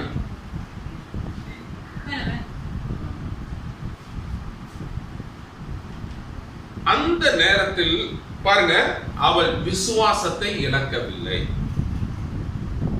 ஆனால் அவள் என்ன செய்தார்?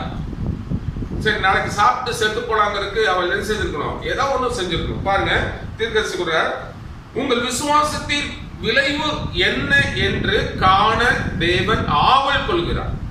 சும்மா ஆர்டர் பார்க்கணும்னு விருப்பம் இல்ல, அதை பார்க்க ஆசையா இருக்கார். நீங்க விசுவாசத்தினுடைய விளைவு, பலன் என்ன என்பதை பார்க்கறதுக்கு அவருக்கு ரொம்ப விருப்பம்.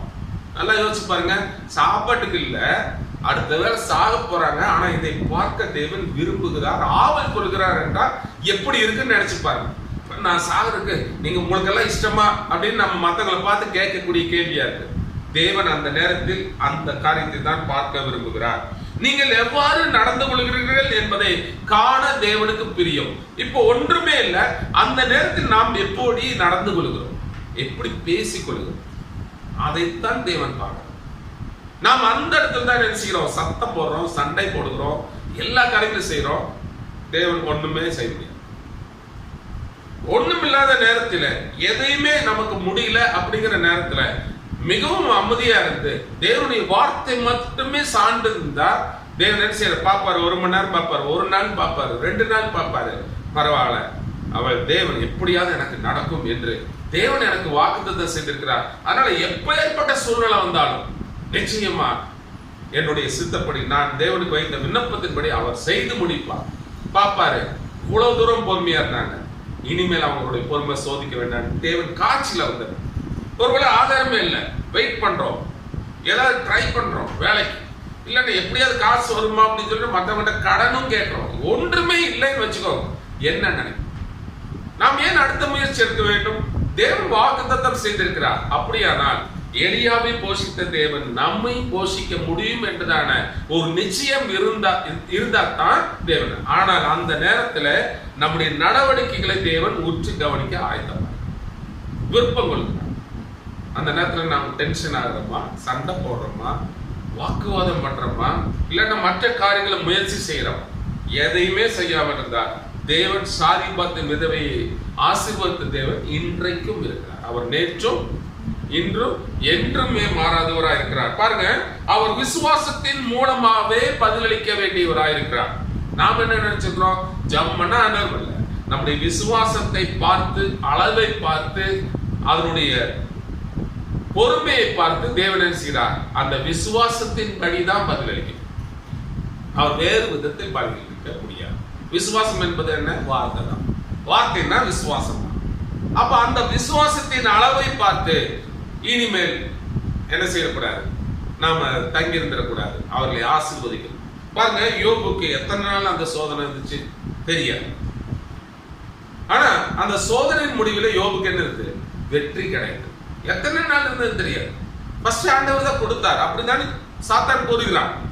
அவருக்கு எல்லாத்தையும் நீர் கொடுத்திருக்க, வேலி அடுத்திருக்க, நான் எப்படி என்றாக முடியும்?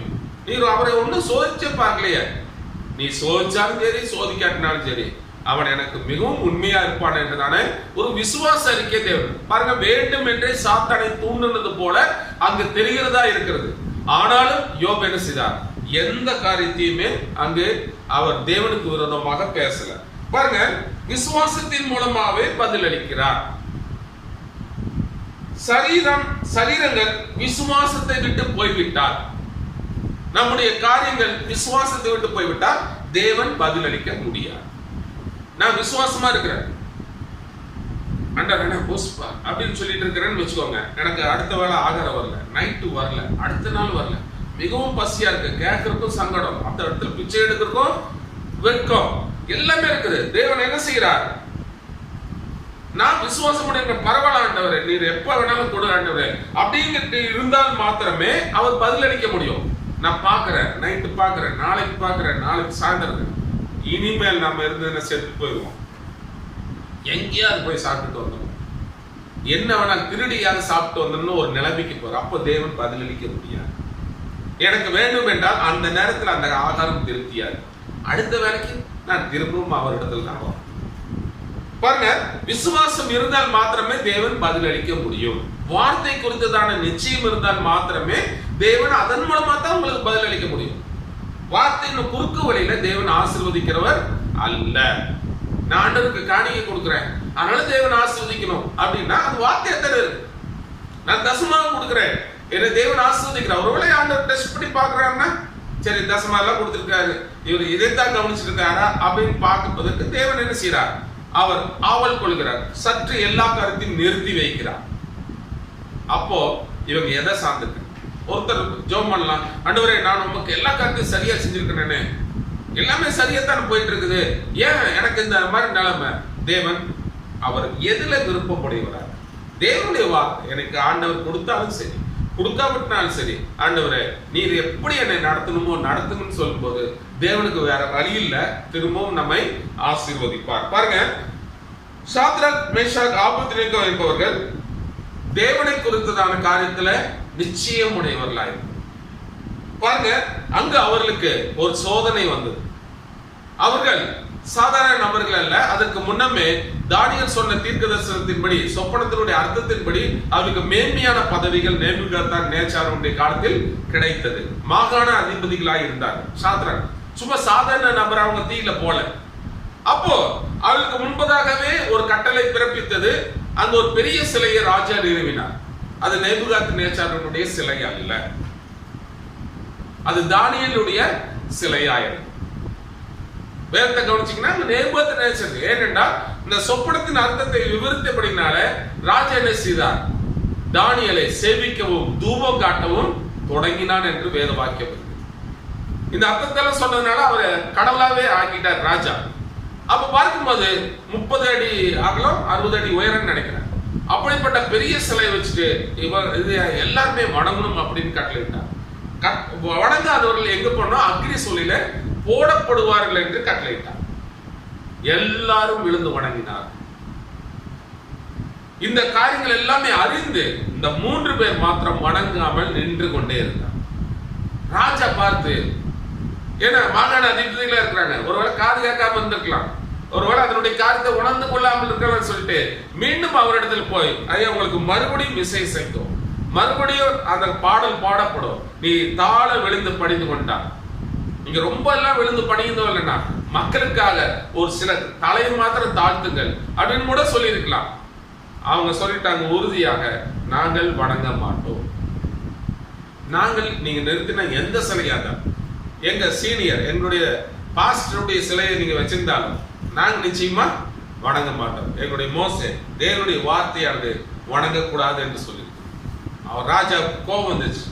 அப்படி என்ன, அது 7 மடங்கு சூடா, இப்ப இருக்கிற சூடை விட 7 மடங்கு சூடாக்குறார். நீ திரும்பவும் பார்க்க முடியவே முடியாது. பாருங்க, அவர் என்ன செய்தார்கள்? என்னுடைய தேவன் விடுவித்தாலும் விடுவிக்காமற் போனாலும் நாங்க இந்த கருத்தை செய்யலாம் அப்படின்னு நடத்துறேன். எங்களுடைய தேவன் இப்பொழுது என்னுடைய பேச்சு கேட்டு விசுவாசத்தை பார்த்து ஒருவேளை எங்களை விடுவிக்க வரலாம். அவருக்கு அநேக வேலைகள் இருப்பதனால ஒருவேளை வராமலும் போகலாம். ஆனாலும் நீ நிறுத்தின சிலையை நாங்கள் வணங்க மாட்டோம். உறுதியாக நிச்சயமாக அவர்கள் அறிக்கையிட்டார்கள். பாருங்க, தீர்க்கதரிசி இன்னும் ஆழத்திற்கு போய் சொல்கிறார், ஒருவேளை அவர் எரிந்து போக அனுமதித்தாலும், சாத்ராக் மேஷாக் ஆபத்நேகோ சொன்னாங்க, ஒருவேளை நாங்கள் எரிந்து போக நேர்ந்தாலும், ஏன்னா தேவன் அந்த இடத்துல வந்து காப்பாற்றுவார் அப்படிங்கிறது நிச்சயமா தான் இருந்தாங்க. ஆனா ஒருவேளை எரிந்து போக நேர்ந்தாலும் உயிர்த்தெழுதலின் போது எங்களை மறுபடியும் எழுப்புவார் என்றும் அறிந்திருந்தார். ஒருவேளை நாங்க செத்துட்டோம்னா நாங்க மீண்டும் உயிரோடு கூட இன்னைக்கு இல்லாட்டினாலும் அன்னைக்கு இல்லாட்டினாலும் உயிர்த்தெழுதல் நாளிலே நாங்கள் திரும்ப வருவோம் என்றுதான நிச்சயத்தையும் உடையவர்கள். பாருங்க, அதுதான் அவர்களை மீண்டும் கொண்டு வரும். எவ்வளவு அருமையான காரியம் பாருங்க. நம்ம அந்த இடத்துல இருந்தா நாம எதை செய்வோம்? அதுதான் நாம் இப்பொழுது அந்த இடத்துல நின்றுட்டு நமக்கு ஒருவேளை இப்படிப்பட்ட சோதனை வந்தா நான் என்ன செய்வேன் அப்படிங்கிறதா நினைச்சுப்போம். அவர்கள் மேன்மையான அறிக்கையை அவர்கள் செய்தார்கள். பாருங்க,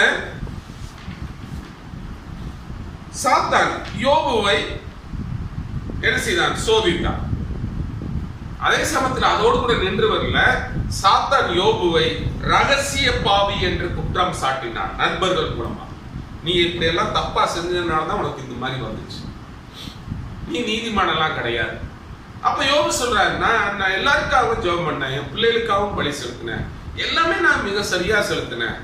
அப்படி கிடையாது, நீ ஏதாவது பாவம் செஞ்சிருப்ப. அவனுடைய நண்பர்கள் பேசின அந்த வசனத்தை நீங்க படுத்து பார்த்தீங்கன்னா, நீ வந்து தேவனுக்கு விரோதமா இருந்திருக்கிற, அதனாலதான் உனக்கு இந்த குஷ்டரோகம் வந்தது, இந்த வியாதி வந்தது. இந்த வியாதி எல்லாம் ரொம்ப மோசமானவங்களுக்கு தான் வரும். தேவன் அப்படியெல்லாம் இந்த மாதிரி வியாதி எல்லாம் கொடுக்க மாட்டார் அப்படிங்கிற. அப்படியானால் நீ ரகசியமா ஏதாவது ஒரு பாவத்தை நீ செஞ்சிருக்கணும்னு.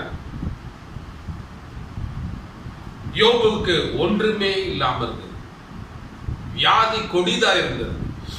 ஆனாலும் அவர் தேவன் என்று நிச்சயமாக ஒரு கட்டத்துல அவருடைய மனைவி கூட இவ்வளவு தூரம் வேதனையா இருக்குது, நீங்க பார்த்து அலறத பார்த்து எனக்கு கஷ்டமா இருக்குது, இப்படிப்பட்ட கொடிதான நோய் இருக்கும்பதற்கு பதிலாக நீங்க தேவனை தூசித்து செத்து போங்க, ஏதோ ஒரு முடிவு எடுத்துக்கோங்க அப்படிங்கிறது.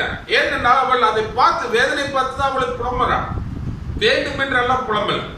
அப்ப பார்த்தா இப்படிப்பட்ட கொடுமையான காரியத்தை பார்க்கும்போது அவங்களால ஜீரணிக்க முடியல. வேண்டாம், இந்த கடவுளே வேண்டாம் என்று சொல்லி நீங்க தூஷிச்சு நீங்க ஏதோ ஒரு தற்கொலையை ஏதோ ஒன்று பண்ணிக்கோங்க. இந்த வேதனையை எப்படி சகிக்க உங்களால் முடியுது? அப்பதான் பைத்தியக்காரி போல பேசுகிறாய் அப்படின்னு சொல்லிட்டு தன்னுடைய மனைவி, என்ன பேசுற, பைத்தியக்காரி மாதிரி பேசுற, தேவனிடத்திலிருந்து நன்மை பெற்றோம்ல, அப்பெல்லாம் ஒண்ணும் சொல்லல, தீமை பெறும்போது நீ தேவனை தூசிக்கணும்னு சொல்ற. பாருங்க, அப்பேற்பட்ட மிக மோசமான நிலைமையிலும் தேவனை அவர் என்ன செய்தார்? நிச்சயமா இருந்தார். ஒருவேளை எனக்கு இப்படிப்பட்ட முடிவே வந்தாலும் சரி, ஒரு நாளில் நான் என்னுடைய கண்களினால் அவரை பார்ப்பேன். என் மீட்பர் உயிரோடு இருக்கிறார். அந்நிய கண்கள் இல்ல, என் கண்ணை அவரை காணும் என்றுதானே நிச்சயம் இருந்தது. அது எப்ப நடந்துச்சு? உயிர்த்தெழுதல் தான் நடந்துச்சு. தேவன் இயேசு கிறிஸ்துவினுடைய உயிர்த்தெழுதல் தான் அவர் பார்த்தார். ஆனா அது எப்ப பார்க்கிறாரு? அந்த சோதனை வேளையில பார்த்தார். ஒருவேளை நான் இப்படியே செத்து போனாலும் ஒரு நாளில் நான் அவரை பார்ப்பேன். எப்படி நிச்சயம் பார்ப்பேன். நாம இன்னைக்கு அதிக வாக்குத்தத்தம் நம்மகிட்ட இருக்குது, வேதாகம் இருக்குது. அவனுடைய காலத்துல எல்லாம் வேதாகம் இல்லை. ஆனா அவர்கள் மிகவும் உறுதியாக நிச்சயமுடையவர்களாக இருந்தார்கள். பாருங்க, ஒன்றுமே இல்லாமல் எல்லாமே அவரை விட்டு போயிடுச்சு. அதனாலதான் நான் இதுக்கு முன்னாடி சொன்னேன், அவரிடத்தில் சொத்துக்கள் இருந்தன, புகழ் இருந்தன, எல்லாமே இருந்தன, எல்லாமே ஆண்டவர் எடுத்துட்டார். கொடுக்கிற ஆண்டவர் எடுக்கவும் முடியுமா? முடியாதா? இல்லாம இருக்கும்போது அவர் கொடுக்கவும் முடியுமா? அப்ப இந்த உலக பிரகாரமான காரியங்கள் கொடுக்கப்படும், எடுக்கப்படும். ஆனா தேவனுடைய நித்திய ஜீவனம் ஒரு முறை நாம வாங்கிட்டோம்னா அதுக்கப்புறம் இழந்து போக வாய்ப்பே கிடையாது. அதுதான் நிரந்தரமான ஆசீர்வாதம். ஒரு மனிதன் தேவன் கூறினதை கை கொள்ளும் போது அவர் தேவன் என்பதை நிச்சயமாய் அறிந்திருக்கிறார். தேவன் எனக்குன்னு ஒண்ணு, ஒரு வேத வாக்கியத்தை நான் படிக்கிறேன், ஒரு வாக்குத்தத்தத்தை படிக்கிறேன், அது நிச்சயமா எனக்கு தான். ஆனா வேதாமத்தை படிக்கும்போது அது ஆபிரகாமுக்கு நடந்திருக்கலாம், ஈசாக்குக்கு நடந்திருக்கலாம், தாவீதுக்கு நடந்திருக்கலாம், அப்போஸ்தலனாகிய பவுலுக்கு நடந்திருக்கலாம், அவருடைய ஊழியத்தில் இருக்கு. ஆனா அது பார்க்கும்போது எனக்கு இது மாதிரிதான் ஆண்டவர் செய்வார் என்றதான ஒரு உணர்வு உண்டாகுது. நான் அதிலே லைட் இருக்கும் போது, நிச்சயமாக ஒரு நாள் நடக்கும் போது அந்த வார்த்தை என்ன செய்யுது? ஜீவனாய் கடந்து. ஆனா அதுக்கு எதிராக அநேக காரியங்கள் எனக்கு தோன்றுது, என்னுடைய நினைவுக்கு தோன்றுகிறது. மற்றவர்கள் சொல்கிறாங்க, யோபனுடைய நண்பர்களை போல எனக்கு மற்ற நண்பர்கள் கூறாங்க, இப்படியெல்லாம் நடக்காது, அதெல்லாம் வாய்ப்பே கிடையாது அப்படிங்கிறாங்க. ஆனால் நான் சொல்றேன், அது நடக்கும், அது நடக்கும், அது நடக்கும் அப்படின்னு கூறிக்கொண்டிருக்கேன். ஒரு நாளில் அது நடக்கும் போது அவர்கள் ஒன்றுமே செய்ய முடியாது. பாருங்க, உன் வேலையை நீ செய்து விட்டாய், உன் விசுவாசம் கிரியை செய்வதை காண விரும்புகிறார். இப்ப தேவன் முதலாவது நீ தேவனுடைய ராஜ்யத்தை தேடு, அப்பொழுது நான் எல்லாத்தையும் கொடுப்பேன்ட்டார். ஃபர்ஸ்ட் வேலையை நாம செஞ்சிடணும். அதைத்தான் சொல்ற, உன் வேலையை நீ செஞ்சு விடு. அடுத்தோம் அந்த வார்த்தையினுடைய காரியத்தை, அந்த விசுவாசம் கிரியை செய்வதை அவர் பார்ப்பார். நம்ம என்ன சொல்றோம்னா, இப்போ அப்ப ஆண்டவர் எல்லாம் கூட கொடுப்பேன்னாரு, எங்க காண அப்படி இல்லை. முதலாவது நான் செஞ்சிடணும். அதை இன்னைக்கு கொடுக்கலாம், அடுத்த சில மணி நேரத்துல கொடுக்கலாம், 10 வருஷம் கூட கழிச்சு கொடுக்கலாம். ஆனா அந்த கிரியை செய்வது, அந்த விசுவாசம், நான் எதன் பேரில் விசுவாசம் வைத்திருக்கணும், அது கிரியை செய்வது. ஒரு நாளில் நாம் ஒரு சிறிய வீட்டில் குடியிருந்தோம், இன்னைக்கு அதை விட கொஞ்சம் பெரிய வீட்டில் இருந்தோம். அப்ப நமக்கு என்ன இருக்குது? சே, நம்ம எல்லாம் இப்படி எல்லாம் இருந்தோம், ஆண்டவர் இப்போ கொஞ்சம் நல்ல நிலைமையில் வைத்திருக்கிறார். அன்னைக்கு இருக்கிற விசுவாசம் இன்னைக்கு அதை விட குறைஞ்சிருக்குதா அதிகமா இருக்கான்னு தெரியல. ஆனா அன்னைக்கு இருந்த விசுவாசத்தினுடைய கிரியினால்தான் நமக்கு இப்படிப்பட்ட ஒரு ஆசீர்வாதம் கிடைச்சிருக்கு. ஆனா இப்படிப்பட்ட இந்த வீட்டுல இன்னும் அதிகமா விசுவாசம் தான், இன்னும் சிறந்த காரியத்தை தேவைப்படும். புரியுதுங்களா? அன்னைக்கு இருந்த ஒரு நிலைமையில விசுவாசம் அதிகமா இருந்தது, இன்னைக்கு அந்த விசுவாசம் குறைஞ்சு போயிருக்கு. இன்னைக்கு உலக பிரகாரமாவே சபையிலும் சரி, விசுவாசிகளும் சரி, எல்லாமே சரி, இன்னைக்கு என்ன செய்யுது? குறைந்து போய்கொண்டிருக்கு, தேய்ந்து போய்கொண்டிருக்கு. சந்திரன் தான் என்ன ஆகும்? 15 நாள் வளர்ந்துட்டே போகும், 15 நாள் தேய்ஞ்சுட்டே போகுமா, தேய்பிறை வளர்பிறைன்னு படிங்க. அது மாதிரிதான் இன்னைக்கு என்ன செய்யுது? நம்முடைய ஜீவியம் காணப்படுகிறது. பாருங்க, உனக்கு எண்ணெய் பூசி ஜெபம் ஏறெடுக்கப்பட்டிருந்தால் அதை குறித்து நீ என்ன விசுவாசிக்கிறாய் என்பதை தேவன் காண விரும்புகிறார். எனக்கு வியாதி வந்துச்சு, உடனே வசனம் ஞாபகம் வருது, எண்ணெய் பூசி மூப்பரை வரவழைங்க, இல்லைன்னா பாஸ்டரை வரவழைங்க, எண்ணெய் பூசி ஜெபம் பண்ணா அந்த வியாதி குணமாகும் அப்படின்னு வார்த்தை சொல்லப்பட்டிருக்குது இல்ல. அப்போ நீ முதலாவது எண்ணெய் பூசி ஜெபம் பண்ணிரு. அதை குறித்துதான காரியத்தை நீ என்ன விசுவாசிக்கிறாய் என்பதை தேவன் காண விரும்புகிறார். எண்ணெய் பூசி ஜெபம்னா வியாதி குணமாகும். நான் என்ன செய்யணும்? எண்ணெய் பூசி ஜெபம் பண்ணியாச்சு. நான் என்ன காரணம் பார்க்கணும்? நான் குணமாகுவதை நான் பார்த்து கொண்டிருக்கிறேன். ஆனா என்னிடல எந்த மாற்றமும் இல்லை. முன்னை காட்டிலும் அதிகமா காய்ச்சல் வருது, முன்ன காட்டிலும் அதிகமாக சோர்ந்து விடுகிறேன். ஜெபம் பண்றதுக்கு முன்னாடி இருந்த காரியத்தை விட, அந்த வாக்குத்தத்தத்தை விசுவாசிப்பதற்கு முன்னாடி இருந்ததை விட இன்னும் அதிகமாக எனக்கு வேதனை பெறுகிறது. ஆனாலும் தேவன் என்ன செய்கிறார்? நீ ஜெபம் பண்ணி விட்டாய், அந்த விசுவாச கிரியை செய்வதை தேவன் பார்க்க விரும்புகிறார். எங்க? நம்ம கிட்ட கிரியை செய்வதை பார்க்க விரும்புகிறார். அதைத்தான் தேவன் இந்த நாட்டில் அதிகமாக எதிர்பார்க்கிறார். பாருங்க, இந்த ஏழை ஸ்திரீ தேவன் இருக்கிறார் என்பதை அறிந்திருந்தார். இந்த சாரிபாத் விதவை தேவன் இருக்கிறார் என்று அறிந்திருந்தார். ஆனால் சூழ்நிலை மோசமாகிக் கொண்டே வந்தது. அப்படி செய்வதில் தேவன் பிரியம் கொண்டிருக்கிறார் என்று தீர்க்கதரிசி கூறுகிறார். இதுதான் கேட்பதற்கு மிக சங்கடமா இருக்கும். என்னன்னா பாருங்க, சூழ்நிலை மோசமாகி கொண்டே வந்தது. ஆனா இந்த ஏழை ஸ்திரீ, அந்த விதவையானவள் தேவன் பேரில் நம்பிக்கை கொண்டிருந்தார். ஏனென்றால் அவருடைய புருஷனை, கணவனை தேவன் சந்தித்தார். அவர் ஒரு இஸ்ரவேல் ராணுவத்தில் இருந்தார். இஸ்ரவேல் ராணுவம் என்பது தேவனுடைய ராணுவத்தில் இருந்தது போலதான். அப்ப பாத்தீங்கன்னா இதுல எல்லாமே அவள் விசுவாசத்தை இழக்கவில்லை. ஆனால் சூழ்நிலை மோசமாகி கொண்டு வந்தது. கடைசி கரண்டி அளவு வந்துருச்சு, கடைசி மாவு நிலைமைக்கு வந்துருச்சு. அது வரைக்கும் தேவன் மோசமாகி, அவள் கடைசி அப்பத்தை கண்டபோது, நாளைக்கு கொஞ்சம் இருக்குது, அந்த கடைசி சூழ்நிலை கண்டபோது பாருங்க, தீர்க்கதரிசி கூறுகிறார், மரணம் வாசலுக்குள் பிரவேசித்து கதவண்டை நின்று கொண்டிருந்தது. மரணம் எங்க நிக்குது? கதவண்டை நிக்குது. இதை சாப்பிட்டுட்டு நாங்க 2 பேரும் செத்து போறோம். மரணம் எங்க வந்து நிக்குது? அங்க நிக்குது. ஏன் வரல? ஒரு கரண்டி அளவு எண்ணெய் இருக்குது, ஒரு கைப்பிடி அளவு மாவு இருக்குது. இது முடிஞ்சிருச்சுன்னா தான் மரணம் வர முடியும். பாருங்க, அந்த நிலைமை இருக்கு. கடைசி மாவு, அந்த எண்ணெய் அவளிடம் இருந்தது. அதை அப்பமாக்க அவள் என்ன செய்தார்? 2ஐயும் கலந்தார். மாவையும் என்ன செய்தார்? எண்ணெயும் கலந்தார். அதை அப்பமாக்க 2 விறகுகளை பொறுக்க அவள் வெளியே போனார். அந்த 2 விறக தீர்க்கதரிசி கூறுகிறார், அந்த 2 விறகை பொறுப்பதற்கு தேவன் தான் அனுப்பினார். முற்றத்துக்கு சென்று 2 விறகுகளை பொறுக்கி கொண்டு வா என்றதான சத்தத்தை சாரிபாத் விதவை கேட்டார். வேதாகமத்துல பாத்தீங்கன்னா இருக்குதான்னு பார்த்தீங்கன்னா இல்ல. தீர்க்கதரிசி கூறுகிறார், அவள் ஒரு சத்தத்தை கேட்டா, அவள் என்ன செய்தா? ஒரு அப்பம் சுட்டுட்டு சாப்பிட்டுட்டு சாகணும். அதுக்காக எல்லாமே ரெடி பண்ணிட்டா. ஏன்னா சிறிய குமார், அவனுக்கு எந்த சொன்ன என்ன இருக்கணும்? ஆகாரம் கொடுக்கணும் இல்ல. பட்டினியா சாவோட சாப்பிட்டுட்டு சாகலாங்கிற முடிவுக்கு வந்திருக்கிறாங்க. அப்ப அது இப்படி கொண்டு யோசிச்சுட்டே இருக்கும்போது அவள் எப்படி இருந்தார்? ராம் முழுவதும் ஜெபித்தாள், யோசித்துக் கொண்டே இருந்தாள். விடிந்த போதும் அவள் யோசித்துக் கொண்டார். தேவன் என்ன செய்றார்? போ, நீ போய் 2 விறகு பொறுக்கிட்டு வாங்குற. அவள் மாவு கையில வச்சிருந்தது வார்த்தையா இருக்கிறது. மாவு என்பது வார்த்தையை குறிக்கிறது, எண்ணெய் என்பது பரிசுத்த ஆவியை குறிக்கிறது. 2ஐயும் கலந்து விட்டார். சொல்றதுக்கு என்ன வேணும்? அப்பமாக்கன்னா விறகு வேணும். இந்த விறகு தான் சிலுவையாயிருக்கு. அப்ப பாத்தீங்கன்னா முற்றத்துக்கு சென்று 2 விறகுகளை பொறுக்கி கொண்டு வா என்று சத்தப்படுது. எங்க? சாரிபாத் விதவை வீட்டை. அந்த பக்கம் என்ன சத்தம் இருக்குது? நீ சாரிபாத் விதவை வீட்டுக்கு போக என்று எலியா. 2 பக்கமும் ஆண்டவர் ஈடுபட்டு கொண்டே இருக்கிறார். இந்த வெளியில போகும்போது யாரை சந்திக்கிறார்? எலியா சந்திக்கிறார். நம்ம வேதவாக்கியத்தை படிச்சோம்ல, அவள் 2 விறகுகளை நான் பொறுக்கி கொண்டிருக்கிறேன். அப்போ அவளுக்கு ஏதோ பாத்தீங்கன்னா அன்றைக்கு தீர்க்கதரிசி கூறுகிறார், ஏதோ ஒன்று இருந்துச்சு, விறகு இருக்கிற மாதிரி தெரியல. ஆனால் அவள் பார்க்கும்போது அங்க ஒரு விறகு இருப்பதை பார்க்கிறாள். ஒரு விறகு வச்சுட்டு நம்ம தீப்பத்த முடியாது அப்படின்னு இந்த பக்கம் பார்க்கும்போது இன்னொரு விறகு காணப்படுகிறது. இது 2ஐயும் எடுத்துக்கொண்டு இருக்கும்போது சாரிபாத் விதவிட்ட அந்த எலியா கூறுகிறார், எனக்கு குடிப்பதற்கு கொஞ்சம் தண்ணீர் கொண்டு வா. ஃபர்ஸ்ட் அதான் சொல்ல. கொஞ்ச நேரம் கழிச்சு தண்ணீர் மாத்திரம் இல்ல, எனக்கு சாப்பிட்றக்கு ஒரு அப்பத்தை செஞ்சுட்டு.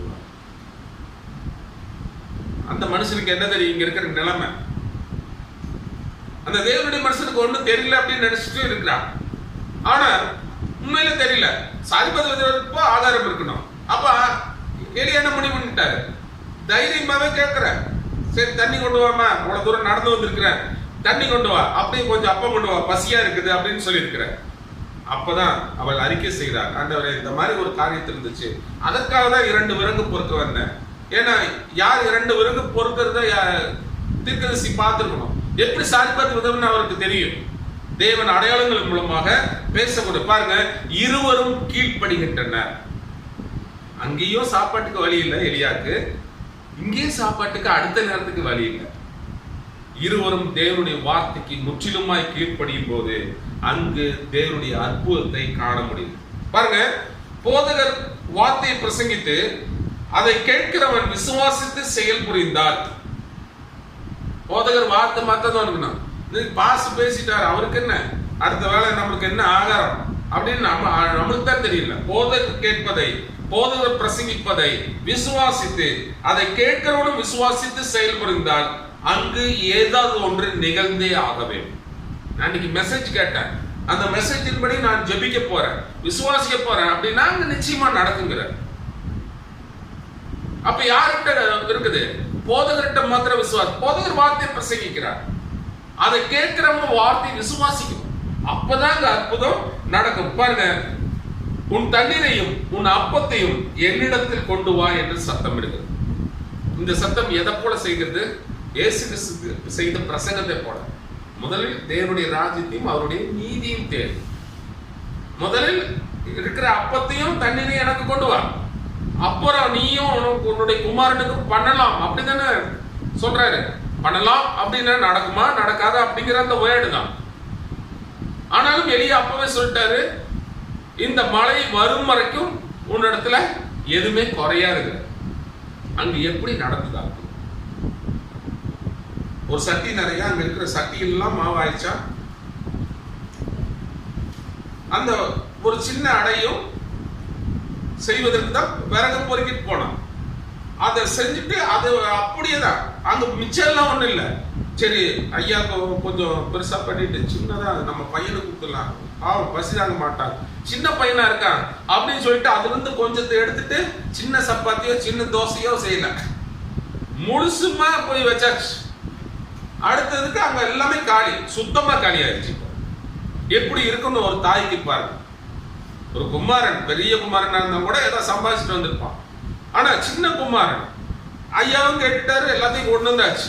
அவனுடைய நினைவு எப்படி இருந்திருக்கும்? என்ன பண்றது? இவர் தேவனுடைய மனுஷனா இருக்கிறாரு, வீட்டுக்கு வரவங்கள நம்ம உபசரிக்கணுமே, அவங்க கேட்டதை கொடுக்கணுமே, எல்லாம் கொடுத்தாச்சு. அங்க எம்டி. அவரு கிளீனா தண்ணியை குடிச்சு சாப்பிட்டார். திரும்ப தண்ணி கேட்டுக்கலாம் இல்லைன்னா, அவள் திரும்ப போய் கலசத்தை பார்த்தாள். அங்க அதே அளவு இருக்கு. அங்க எண்ணெயை பார்க்கும்போது அதே அளவு தான் இருந்துச்சு. அங்க மிகவும் நிறைய அப்படியே பொங்கியெல்லாம் வளையல. அவள் திரும்ப ஃபர்ஸ்ட் தன்னுடைய குமாரனுக்கு அப்பத்தை பண்ணான். அப்ப அதை எம்டியாச்சு. திரும்ப சரி நம்மளுக்கு இருக்குமா அப்படின்னு நினைச்சிருக்கலாம், சந்தேகம் கூட பட்டிருக்கலாம். ஆனால் முன்னாடி அவளுடைய சந்தேகம் இருக்கல. திரும்ப போய் பார்த்தா அவளுக்கு பசியா இருந்தது. போய் பார்த்தா அதே அளவு, எடுக்க எடுக்க அது வந்து கொண்டது. தேவனால் எதையும் செய்யும். தேவனால் எதையும் இப்பொழுதும் செய்யும். அன்றைக்கு செய்தார், இன்னைக்கு செய்வாரா? அன்றைக்கு ஒரு தேவன் இன்றைக்கு ஒரு தேவனா இருந்தா செய்ய மாட்டார். அன்றைக்கு இருந்த தேவன் இன்றைக்கும் இருக்கிறார் என்று விசுவாசித்தீங்கன்னா அதான் நடக்கும். நேற்றும் இன்றும் 3 தேவன் அல்ல, வேற ஒரு காலத்துக்கு ஒரு தேவன், அந்த காலத்துக்கு ஒரு தேவன், இந்த காலத்துக்கு ஒரு தேவன், இன்னொரு காலத்துக்கு இல்லை. அந்த தேவன், எலியாவின் தேவன் தான் நம்முடைய தேவனா இருக்கிறார், என்னுடைய தேவனா இருக்கிறார். அப்படின்னு அவர் மாறல. அன்னைக்கு இருக்கிறவர் இன்னைக்கு இருக்கிறாரு அப்படின்னு விசுவாசித்தீங்கன்னா உங்களுடைய வீட்டுக்கு எதுவுமே குறைந்து போவார். ஒரு சின்ன ஆகார விஷயம் தான் சாரிபாத் வீட்டில். அதுக்கு பின்னாடி அவர் வீட்டார் அனைவரும் அங்கு போச்சு. அங்க இருக்கிற அனைவருக்கும் ஆகாரம் எங்க இருந்துச்சு? சாரிபாத் விதவை வீட்டில் இருந்துச்சு. எங்கேயும் ஆகாரம் இல்லை, ஆனா அங்கு ஆகாரம். பாருங்க, தேவனால் எதையும் செய்ய முடியும். பாருங்க, மலையை கட்டளையிடும் நாள் மட்டும் மாவும் எண்ணெயும் செலவழிந்து போவதில்லை என்று எலியா கூறினார். ஒரு தீர்க்கதரிசியின் வாயிலிருந்து வார்த்தை வந்தது, அதை தேவன் மாற்றவே முடியும். அப்படியானால் இன்றைக்கு நாம் என்ன செய்ய வேண்டும்? இன்றைக்கு நாம் அந்த விசுவாசத்தின் கீழாக நாம் இன்னைக்கு இருக்கிறோமா? சாரிபாத் விதவினுடைய விசுவாசம் நமக்கு இருக்குதா? ஐயா செத்து போறேன், மாவெல்லாம் இது பண்ணிட்டு இருக்கிறேன், போய் விறகு பொறுக்கிட்டு வான்னு சத்தம் போடுறீரு, வந்துட்டு நமக்கு சாரு பாக்குறதுக்கு ஆசை அப்படின்னு அவள புலம்பவே இல்லை. ஏதோ ஒரு சத்தம் விடுறது, ஏதோ ஒரு காரணம் இருக்கும், ஆண்டவர் நம்மகிட்ட பேசுறார் அப்படின்னு சொல்லிட்டு. ஏனென்றால் அவள் ஆண்டவரை மறுதளிக்கவில்லை. இந்த குறைவெல்லாம் வந்ததுனால ஆண்டவரை அவள் ஒருபோதும் மறுதளிக்கவில்லை. அந்த சத்தத்துக்கு கீழ்ப்படிந்து சென்ற போது அவருடைய சூழ்நிலையே மாறி போச்சு. ஒருவேளை அந்த நேரத்துல தன்னுடைய மகனை குறித்து கவலைப்பட்டுக்கலாம். அவர் அப்பத்தை சாப்பிட்டுட்டு இருக்கும்போது மகனை குறித்து கவலைப்பட்டு இருக்கலாம். ஏனென்றால் நம்ம சாதாரண சரீரம் உடையவர். ஆனாலும் அவளுக்குள்ள சின்ன விசுவாசம், இவர் தேவனுடைய மனுஷனா இருந்தார், இவர் ஒருவேளை தேவதூதனா இருந்தார். ஏன்னா நீங்கள் சிலர் அறியாமல் தேவதூதரையும் உபசரித்தது உண்டு. யார் உபசரித்தாங்க? ஆபிரகாம். அந்த சம்பவத்தை நினைத்து பார்த்தா ஒருவேளை தேவனா இருந்தார், நமக்கு குறைவு மாறதுக்கு வழி இருக்குது அப்படின்னு அவள் நினைத்தாள். நடக்கும் என்று அவள் எதிர்பார்க்கவில்லை. ஆனா அதுக்கு பின்னாடி பாத்தீங்கன்னா நடந்தது. அவர் சும்மா சொல்லிட்டு இருக்காரு, ஐயா ஊழிக்கார ஐயா ஏதோ ஒரு ஆசீர்வாதமான வார்த்தை பேசணும்னு பேசிப்பாரு கூட நினைச்சு கொண்டு இருக்கலாம். திரும்ப போய் ஒவ்வொரு தடவையும் ஆகாரம் உண்டாக்கும் போது போய் பார்க்க அவளுக்குள் விசுவாசம் அதற்கு பிறகு மேல வந்துருச்சு. அவளால் அதற்கு பிறகு தான் மட்டும் சாப்பிடல, அங்க இருக்கிற அனைவருக்கும் ஆகாரம் கொடுத்தார். அப்படின்னா மாவு வார்த்தையை குறிக்கிறது, எண்ணெய் பரிசுத்தாவி கொடுக்குது. இந்த இரண்டையும் கலந்து வச்சா அப்பம் கிடைக்காது. அதை சுடுவதற்கு என்ன வேணும்? விறகு வேணும். அது சிலுவையா இருக்கு. மாவு நான் வச்சிருக்கலாம், எண்ணெயும் வச்சிருக்கலாம், ஆனா அந்த சிலுவைக்கு போனால் மாத்திரமே நமக்கு சரியான அப்பம் கிடைக்கும். இன்னைக்கு நிறைய பேர் சிலுவைக்கு போறது இல்லை, மாவோடு கூட நின்று இருக்கிறாங்க. எண்ணெய் கலக்கணும், மாவு எண்ணெய் என்ன செய்யணும்? கலந்தா தான் அப்பம் சுட முடியும். அது மாவு ரெடி பண்ணி வச்சிருந்தா அவள் கடந்து போறாங்க. பாருங்க, யோவான் ஸ்நானகன் உறுதி கொள்ளும் வரைக்கும் அவர் எங்க இருந்தார்? வனாந்தரத்தில் இருந்தார். அவர் பிறந்துட்டாரு. அவர் யாருடைய குமாரன்?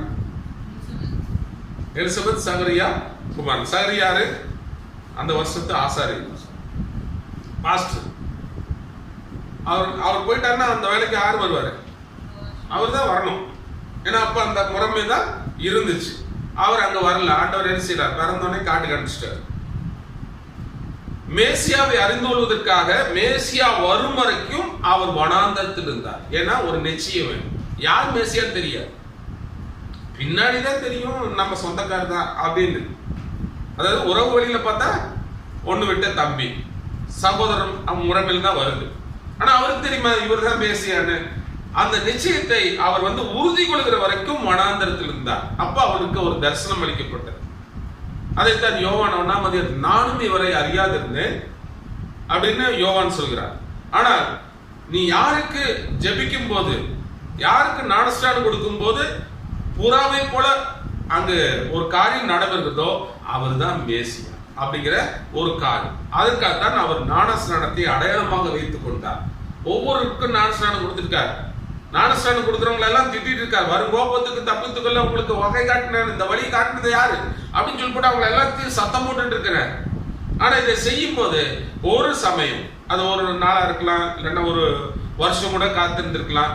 அவர் பார்த்து பிரசங்கம் பண்ணி கொண்டே இருக்கிறார், ஞானஸ்நானம் கொடுத்து கொண்டே. ஒரு நாளில் ஒருவர் அங்க ஞானஸ்நானம் பெறும்போது அந்த அவர் பார்த்த தரிசனத்தின்படி அங்க ஒரு சம்பவம் நடக்கும்.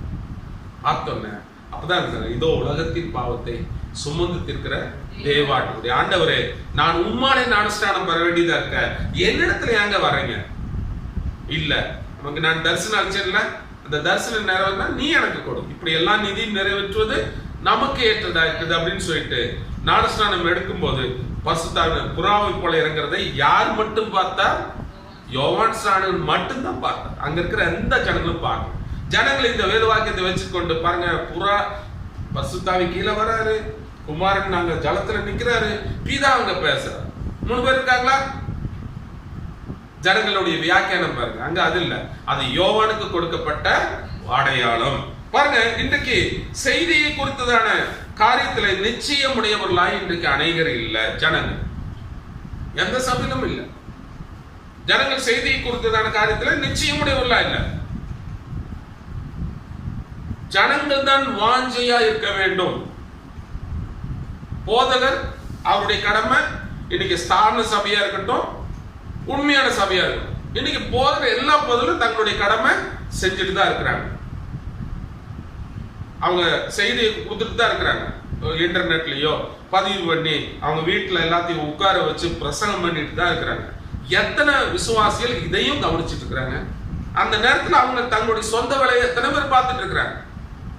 அவங்க என்ன செய்யணும், ஐயா இன்னைக்கு செய்தி இருக்குதா, இன்னைக்கு போடுவீங்களா, இன்னைக்கு நாங்க நேரா கேட்க முடியுமா, இல்லைன்னா பதிவு பண்ணிட்டு போடுவீங்களா?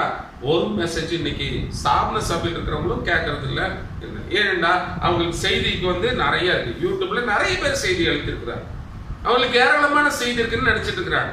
அப்ப பாத்தீங்கன்னா ஜனங்கள் இன்றைக்கு உறுதிதான காரியத்துல நிச்சயமுடையவர்களா இல்ல. எப்படிப்பட்ட மோசமான தருணம் நமக்கு உண்டாயிருக்கு. கொள்ளை நோய் பரவிட்டு இருக்கு. ஆனா ஜனங்களுக்கு நிச்சயம் இல்லை. ஏன்னா அவங்க நிறைய செய்தி கேட்டுட்டாங்க. இந்த காலத்தின் செய்தியினுடைய புக்கு ஒளிநாடா அவங்க வீட்டுல இருக்குது. நல்ல செய்தி இருக்கு. அந்த செய்தி இருந்தா அவர் ஏதோ ஒண்ணு பேசுவார். வேற என்னத்த புதுசா பேசிட போற. அவங்களுக்கு ஒரு இல்ல. இன்னைக்கு உரிய மன்னாவை பெற்றுக்கொள்ள அவங்களுக்கு வாஞ்சி இல்லை. பாருங்க, பரிசுத்தாவியை கொடுத்து நிச்சயமுடையவர்களா இல்ல, நாங்கள் பெற்றுக்கொண்டோம் என்று சொல்றாங்க. எங்களுக்கு அது இருக்குது. அதை காட்டிலும் சிறந்த அறிவை நாங்கள் பெற்றிருக்கிறோம். பாஸ்டர் காட்டிலும் என்ன செய்யுங்க, எங்களுக்கு இது இன்னும் அதிகமாக வியாக்கியானிக்க எங்களுக்கு தெரியும். இதனுடைய அர்த்தம் எங்களுக்கு நிச்சயமா புரியும் என்று சொல்லி அவங்க என்ன செய்யறாங்க, நிர்விசாரமா உட்கார்ந்துருக்காங்க. எத்தனை பேர் இன்னைக்கு செய்தி கேட்கறாங்க? எத்தனை பேர் அவங்களுடைய சபையில் செய்தி கேட்கறாங்க? அதை பார்க்க வேண்டும் என்றால் முதலாவது சபை நடக்கும் போது வருகிறவர்களை பார்த்து நீங்க தெரிஞ்சு கொள்ளலாம். இந்த ஆன்லைன்ல பார்க்கும்போது எத்தனை பேர் பார்த்திருக்கிறாங்க அப்படிங்கிறது எத்தனை பேர் அதை குறிச்சு ஐயா இன்னைக்கு பிரசங்கம் நல்லா இருந்தது யாருன்னு சொல்ல.